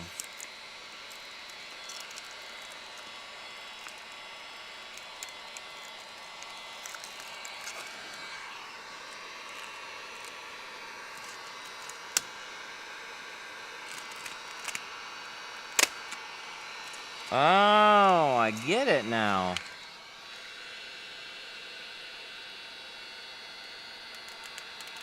Wow. I've never really seen that. Maybe a little bit, but not like that. Usually when you hear that little pop pop, it'll leave the glue behind. This like the film just like got stuck behind, like a layer of it. Huh, interesting. I always get fingers. You're not shrinking enough. Keep shrinking. You guys are too timid. Keep going. Don't baby it. You'll learn. When you see somebody do it in person, or like, God, that helps a lot. It really does. Set yourself like a timer or something, and set a couple pieces of film, and push yourself to shrink faster and more. And you're gonna screw up some film, but you'll learn a lot from it. You want to save every piece, and I totally get it. You don't want to make a mistake.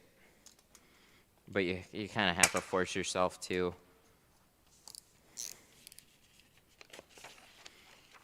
A lot of guys, when they're starting, they put a little heat, press it down, put a little heat, press it down. And you kind of just need to go for it.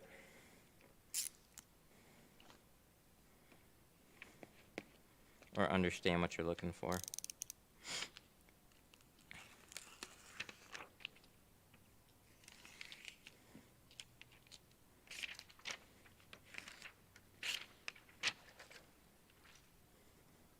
Hey! That's nice to hear. Cannon. Clifton with the 5. I've been watching your streams for a while, and I wouldn't be as far along as I am without your videos. Thank you. It's awesome to see your stream grow. Thank you very much. I really appreciate that one. $4.99. I've been watching your streams for a while. Yeah, that was a really nice nice be super as far chat. along as I am Glad to without hear your it. videos. Yeah, I like Thank you. these too. It's awesome to see your stream This grow. is literally just like cut and dry everything about a tint job, and then we tackle different ones. Like there's things here that you're gonna see that you're never gonna see in videos, because videos are, you have to kind of fidget. You have to edit them, get all this stuff out of there. You're going to Vegas, or you're gonna miss that too? I'm gonna miss all the things. Was that SEMA? I've never been to SEMA, but not going this year for sure. My first tint event was, or not event. First time I've been at the international one though was, oh God, it wasn't last year, because there wasn't one last year. It was the year before.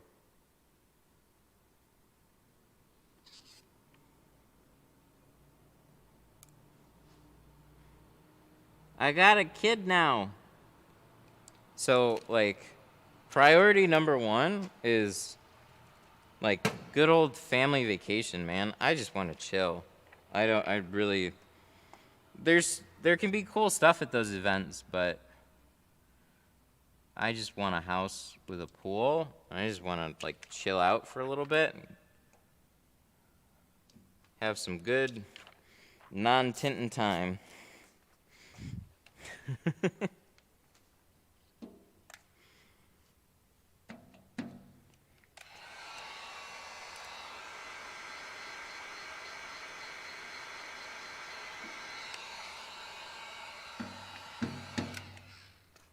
It's interesting to, tint's different from vinyl? Yes, yes. With tint, wet application, and you shrink everything. With vinyl, it's dry application, and you stretch everything. I didn't really realize this till later. Like vinyl, it's like you're like pulling it around corners and stuff like that, and like you kind of stretch it out and you can get it to shrink back together. Window tint, look at it like it's already pre-stretched, and then anytime you put heat on it, it shrinks together, so it just fits the bubbly windows real well.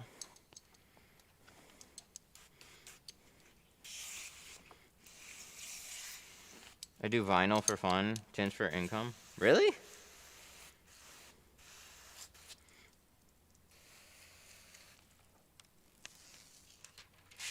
There's some really solid vinyl businesses out there. Vinyl does great. Vinyl's its own skill, makes a ton of money.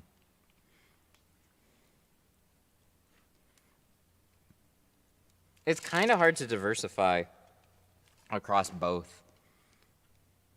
Like you definitely can do both. Don't get me wrong. You can do both, but having like a successful income, like building a business, it's like you need to kind of pick one and have somebody else do the other one. Wraps take so much longer. Yeah, they do. But that's why you guys charge for them too. Charge for the time.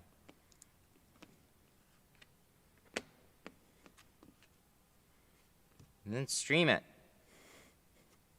Are there any vinyl streamers?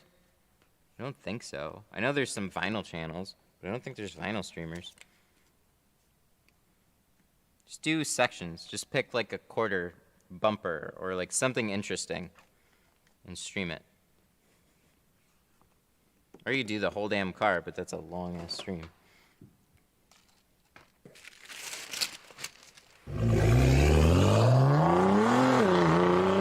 Ah, there it is. Oh, super chat. There's a super chat too. Thank you. Alan Schultz super chatted Alan. $5. Canon. Alan with the 5. Thank you so much. Can't wait for you to tint. Oh, you got the TLX. Oh, awesome. I heard you were in that accident, man. That sucks. But we're doing it again. So that's really cool. Yeah, I'm excited to do it for sure. We did the windshield, and then it turned out to be a failure. Damn. Well, welcome back. Looking forward to it. Thank you for the 5. GoPro. Yeah, so little backstory. We did this windshield on an Acura. We did it in a Chameleon film, and it looked great. And then it started to do the same hazy problem, and then it turned out that the film actually had a problem, and it wasn't the installers, which really sucks. Like really bad. So I don't know what to trust about Chameleon film right now. I've seen like, you know, I did the gold stuff. It lasted about 8 months before it really showed a lot of fading. Probably before that, but that was when I got an update about it. And there's just quirky stuff about all of them. So I don't know. I'm not super excited about reliability with Chameleon film right now. I don't know where to go. Oh, but I make more money with commercial wraps. Yep. Dude, some of the best money that I've ever made is commercial fleet work. You can't beat it. Or it's really, really hard to. So for a lot of you guys that are just tinting retail, here's where the big easier money is. It's all in fleet accounts, one way or another. So there's big ass companies that handle, you know, like, okay, so for example, I had this job, the DNR trucks, so all the hunting and fishing enforcement here in Michigan, they outfit, literally every year they get brand new trucks and they outfit them with all their gear. Every year, get rid of them, get new trucks, all brand new gear, all outfitted. And they do that with like, how many? Like, I want to say there was like 50 plus trucks. And then they wanted, like, this is literally what they wanted. The back doors tinted on all of them. No back windows, just the back doors on all of them. So you just pre-cut all the patterns. You line them up for a day. And you have somebody shuffle cars in and out, in and out, in and out. And you can knock basically all those things out inside of a day. And the best thing is that because it's, you know, it's state work like that, quality doesn't have to be as premium. It's just got to look relatively good because the people that are driving it, it was just issued to them. They don't care. They're just like, cool, I got my new truck this year, gonna get another one next year. Let's go write some tickets for fish. So fleet work can come in, you know, FedEx has graphics on the sides of their trucks. You know, fleet work can be any number of commercial vehicles, stuff like that. That'll make a ton of money. Because they just like, yeah, we have X amount of trucks. We need all this stuff done. Where with retail, you have one person that's going like, I think I want blue. maybe I want purple. A lot of negotiating there.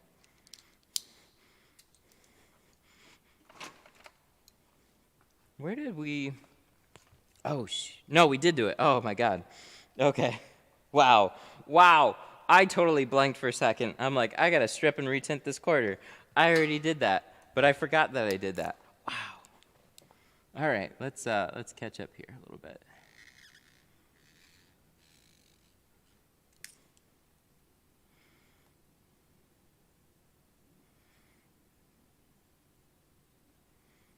Yeah, it's funny that you mentioned that, though, because there's a shop around here.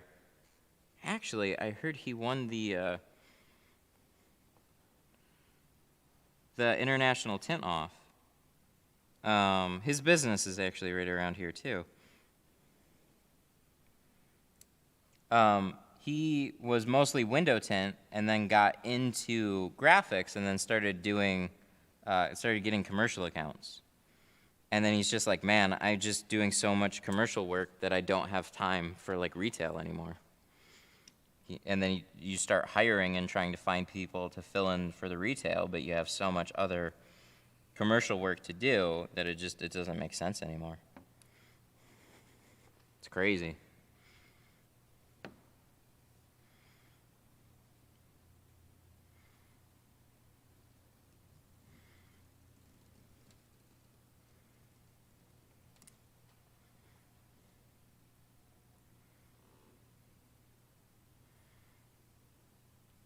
They're right around here, too.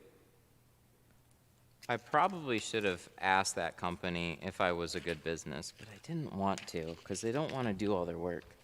Because there was a fleet company around here that would outfit all the police vehicles and stuff, and then they also do other types of unique jobs. A lot of they had just a ton of caravans to outfit, and they want them all tinted. So it's like every month I'd probably get about 5 to 10 caravans to do all the back halves in. So I'd line up like 3 or 4 of them in a day. What do you think about plotters for tinting? Hand cut or plot the patterns? I've tried both, somehow found shrinking the plotted patterns worse than hand cut. Shrinking plotted patterns are a little bit funny, especially if you remove the liner. All the extra tint. So I'd keep that on when you're shrinking it and then peel it off after the fact. It'll make it a little bit easier. I always prefer hand cutting. If you're just about getting the work in and out and getting it done with a fairly decent result, plotters all day. But the thing about plotters is just the patterns. If you have good patterns, they'll save you time. If you have bad patterns, they cost you time. And it was always it was the inconsistency. So I go through, I cut, like on a back window, right? I cut, I shrink, I install. If that pattern doesn't fit, I don't know until it's installed, and I wasted all that time and film. So that being said, it's just I've been a part of businesses where if you didn't have a plotter running, then you're spending a lot of extra time. But plotters, look at them like extra employees, like an extra full-time cutting employee, and every once in a while, like here and there, he'll make a mistake, and then you're just like, you yell at him and keep moving on. I don't know. And then sometimes he doesn't show up to work because the internet goes out, or there's a billing problem or something. I don't know.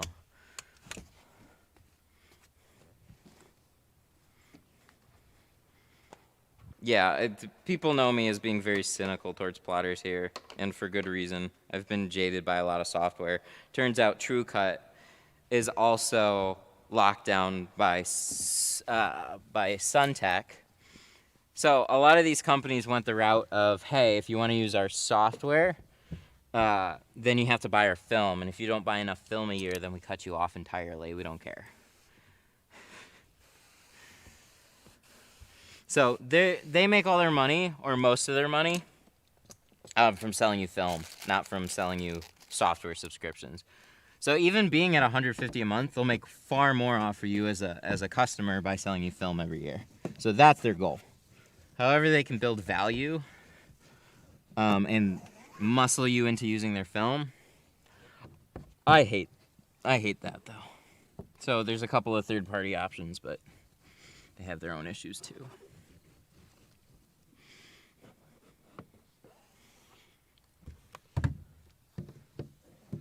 I'm gonna get low here. What do you guys think? You guys think that this was all tinted with no back window tint? You think we got that lucky?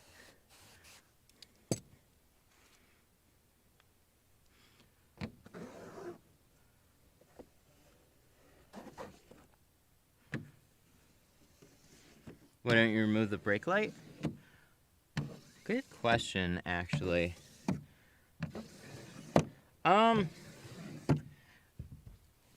On vehicles where they don't give you like a clear path to like a nice border, I almost just look at it like a different window entirely. Does that make sense? Where's my... You know how I said side swipers are really important? I really need my side swiper right now. Where'd I put it? Threw it in my box. No, it's kind of a side swiper. There it is. Okay. No. Damn it. Did we lose it? No, it's got to be wedged in here somewhere. Did we clean our toolbox? No, we didn't. Seriously, what the... Oh. Jesus. Cool. Let's just take all the back window tools. Okay, this one's got a clear border to it, and in those situations, I just cut around the border. That's how I've always handled windows. To be honest, I'm not sure how this one would be removed, and it's kind of how it works out. Most of the time, if they, like on the Chargers, right? If they have the border that goes around it, you can just, it just looks real clean to just cut around the, just follow that line around the border because you have that ceramic border all the way around. Brake light's kind of like separate. And then on ones like Audis and BMWs, where that's all part of the same window, it just looks ugly if you don't remove it. So in this case, I'm not sure how much of panel, like if there's just bolts right back here and you just pop this down and undo those, I'm not sure. I would assume that's the case. I'm not sure.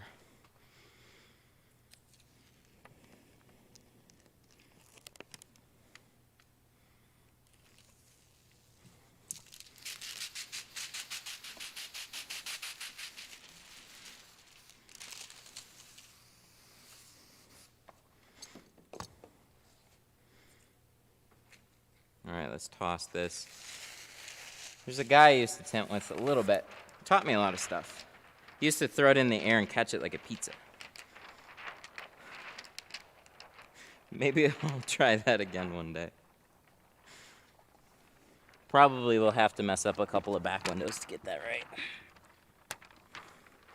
I like catch it in like a floaty way, but he would like straight up toss it like a, just like, and then catch it in the air above his head. How do you keep fingers? How do you keep fingers from popping up on the sides of the back window? You gotta shrink it, my dude.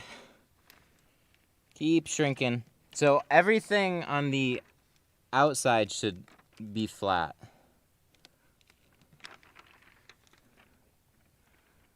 Super chat. Thank you. Welcome back. I was thinking something happened. You said you'd be back Monday. Aww. I'm back. Monday I was just busy. Jose I had a 78 full Rios super chatted F250 and 06 $4.99. F250 Welcome back. I was for thinking ceramic, something and then I had a happened. Matt Volvo said wagon see you immediately Monday. after, and I was my back. I hurt my back, so I was just kind of like pooped when I went into that Volvo. Those back windows on F250s, yikes. Never fun. Doesn't matter which style, never fun. The newer ones, yay, better. Older ones, ugh.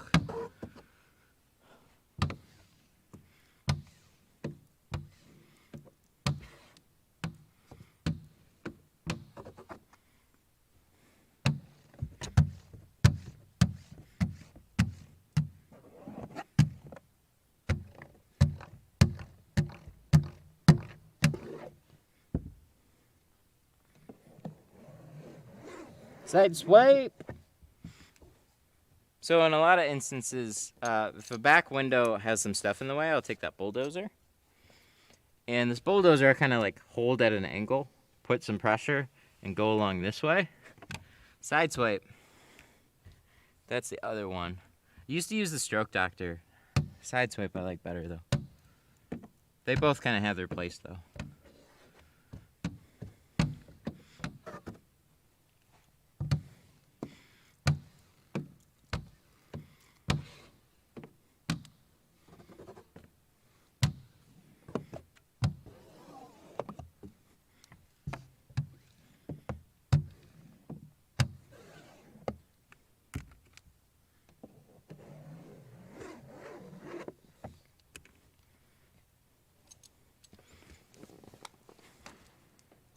All right, let's see how we did.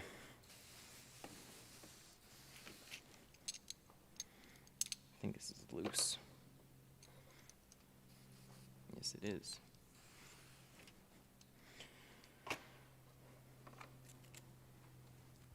Let's scrub it and see.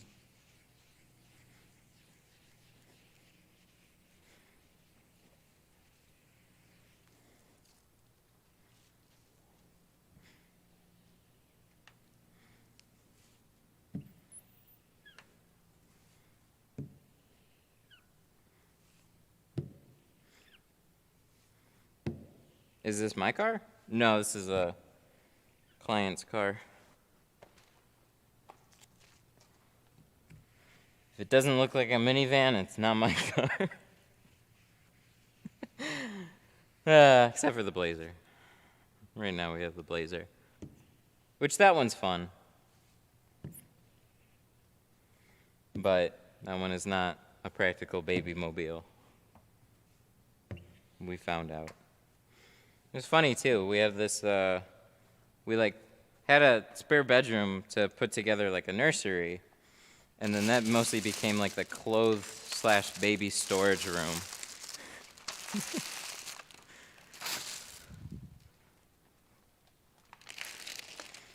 Is it normal to have a couple spots?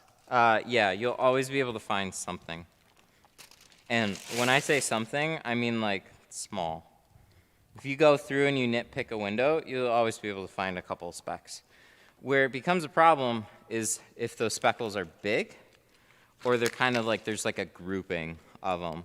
So like, if you have like, you know, if I had like speckle, speckle, speckle, speckle, speckle, speckle, like that would be a problem for me.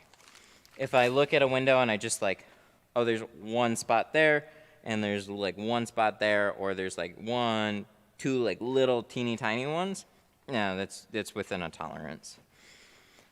But I will say, that's your opinion. That might not be your customer's opinion. So do as well of a job as you can, and always explain to them, you know, like if they're like, hey, I got a little bit of a situation here. That's your opportunity to suck it up, be a better business, and go, hey, I'm sorry.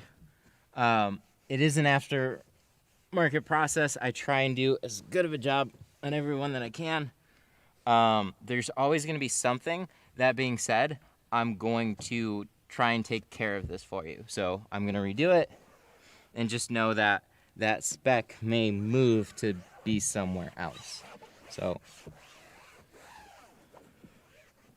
you know what I mean? Like, go into it and try and legitimately take care of the situation and make it look better. Spend a little extra time on it. Make them happy.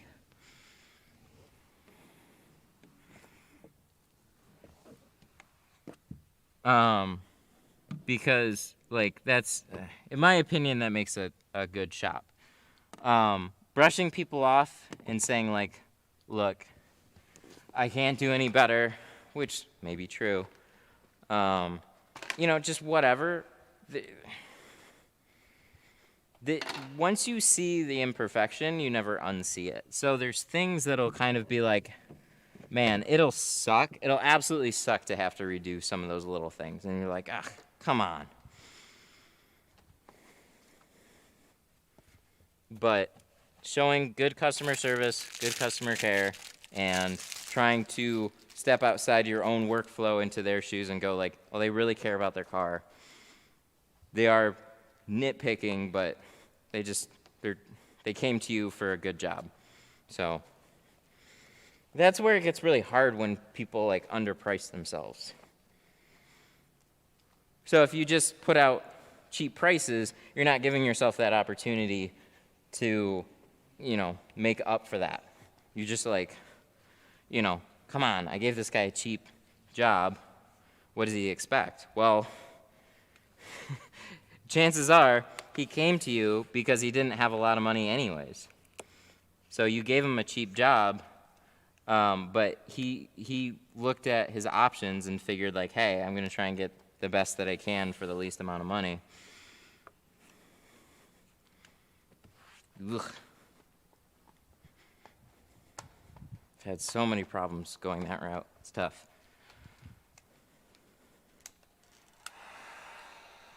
And that's when you find out you got a picky client. Which is totally okay. We actually did roll our seal a little bit here, so that's why we had some extra problem. The whole thing was kind of like rolled down. It was because that shank got caught. So we're just going to make sure that all this is taken care of. I mean all this by making sure that we dried it out properly and the edge is laying flat before we deliver it.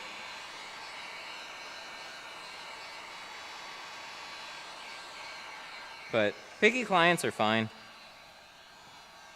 It's what becomes not okay is being put into situations where, like, you know, you set your appointments for the day and you kind of like jam yourself up on work because you want to make as much money as you can, and then you can't deliver on their expectations because you're not necessarily set up to. You got to push yourself really hard. It's really hard to work for a long time like that.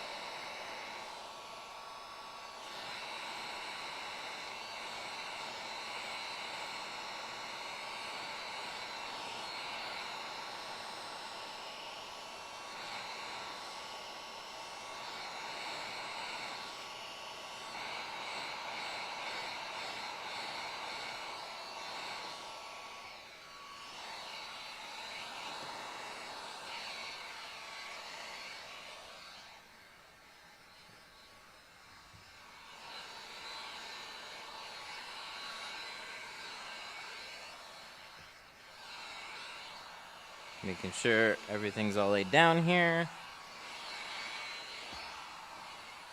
It's all looking good.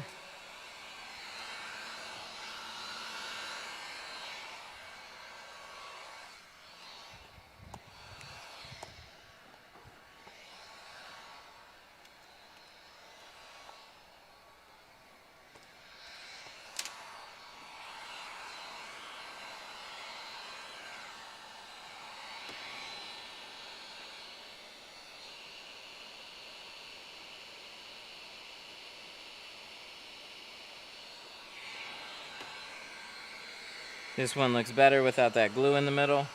Yay. So we have a little fold there.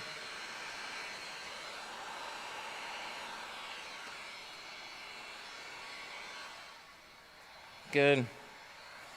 You're always looking for where you folded the film. Look at the whole edge, but especially where you folded it. Sometimes be a lot of water that'll settle in there. Give it some extra heat. Let that heat pass through. And then press it out.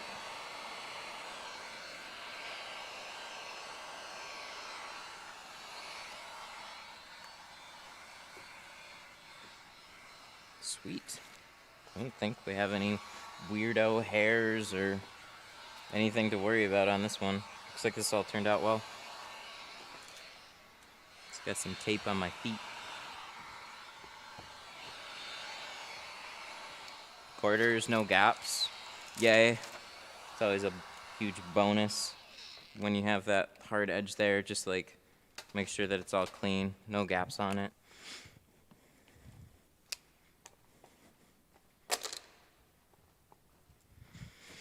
Bonus requirement, whatever. And then back window. Oh yeah. So I got asked a couple times about fingers on the sides of back windows. It'll also come down to how you squeegee it out too a little bit, but more often than not, it's just because you didn't shrink it. So everything, if you go back and you look at the footage, everything is flat. All on the bottom, all on the sides, all on the top. It's all flat. If yours doesn't look flat on the outside, it's not going to look flat on the inside. You got to shrink it more. I didn't realize there's, like, technically, when I say you got to shrink a window and then somebody takes a heat gun and then shrinks some of it and goes, see, I shrunk it. Why isn't it laying flat? It's like, well, you shrink it all the way then.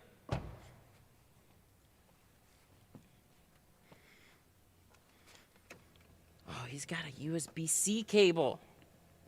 Nice. I don't run along enough people that have the same charger as me anymore.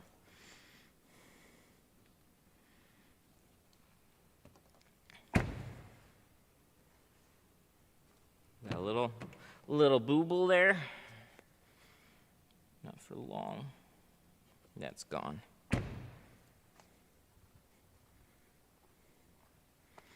It's a cool day today, too.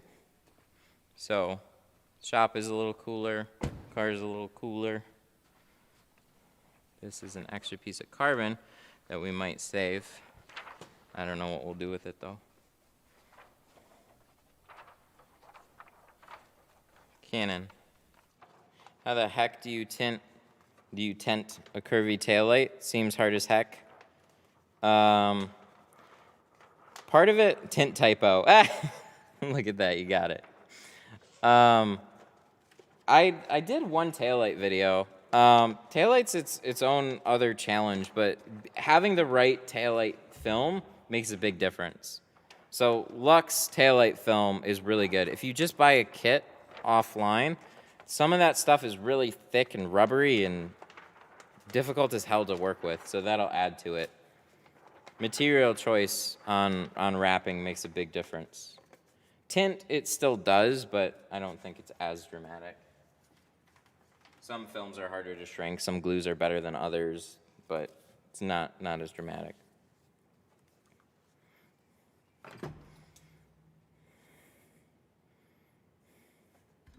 Yeah, so check out the channel. Look, I have a taillight video, and then there's lots of videos on taillights. So look up some of those.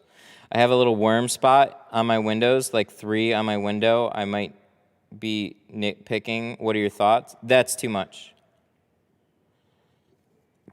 When I say like a speck, I really mean like smaller than a speck of sand. Speck of sand would basically be like a rock. If you have like any length of like a squiggle or something, it's generally like a hair. I like that you said worm though with a emoji. Thank you for that. That was that was nice. Yeah, it would be too much for me for sure. I'd ask to have that redone. So then you take it back to the shop and you have to I don't know. Some of them are really nice and they'll just oh yeah, you're right, and then we'll take care of it for you. And then some of them might be like to try and push you off. So depends. Like vinyl tint? Yes. Yeah, for sure. Don't take window tint and try and put it on taillights or headlights. They're two totally different materials. Look at that, 12:56, right on time. 2 hours, 15 minutes total live stream. Good deal. Look at that, full Acura TLX in carbon. Bippity boppity. All looks good, even with a mistake. Sweet. Alrighty, so that is the end of the stream. Who was that last super chat? Jose with the 5. Thank you. I do appreciate that, man. Yeah, we had that. Ugh, F-250. Any F-250s drive me crazy. Don't leave me. I got other work to do. So I got a 1 o'clock appointment that I get to do. So I like to come on, do one car, and then after that people tune out anyways. But thank you. What's up, Dorito?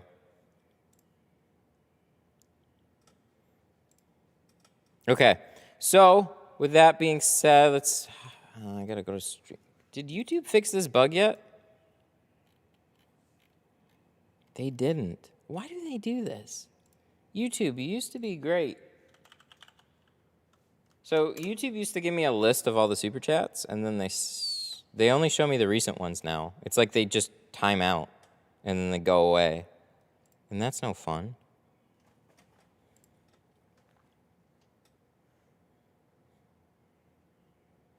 Is it possible to tint a back window with 20 versus 40? Most situations, no. Alrighty. So big shout outs to Jose, Alan, Clifton, Raul, Daniel, Dean, Daniel, all for the super chats. Really good super chat day. Thank you. I always appreciate the support. We'll be back tomorrow. We do have another stream coming tomorrow. I think it's going to be a little later in the day. I think we got an Impala coming in. I subbed. Thank you. I appreciate that too. And thank you to anybody else that was just hanging out in the stream. These are fun because you guys help make them fun. We answer questions. We have a good time. So again, Acura TLX, 20% carbon. This is what it looks like. Woo. Such a good angle. All right, I'll see you guys tomorrow. Have a good one.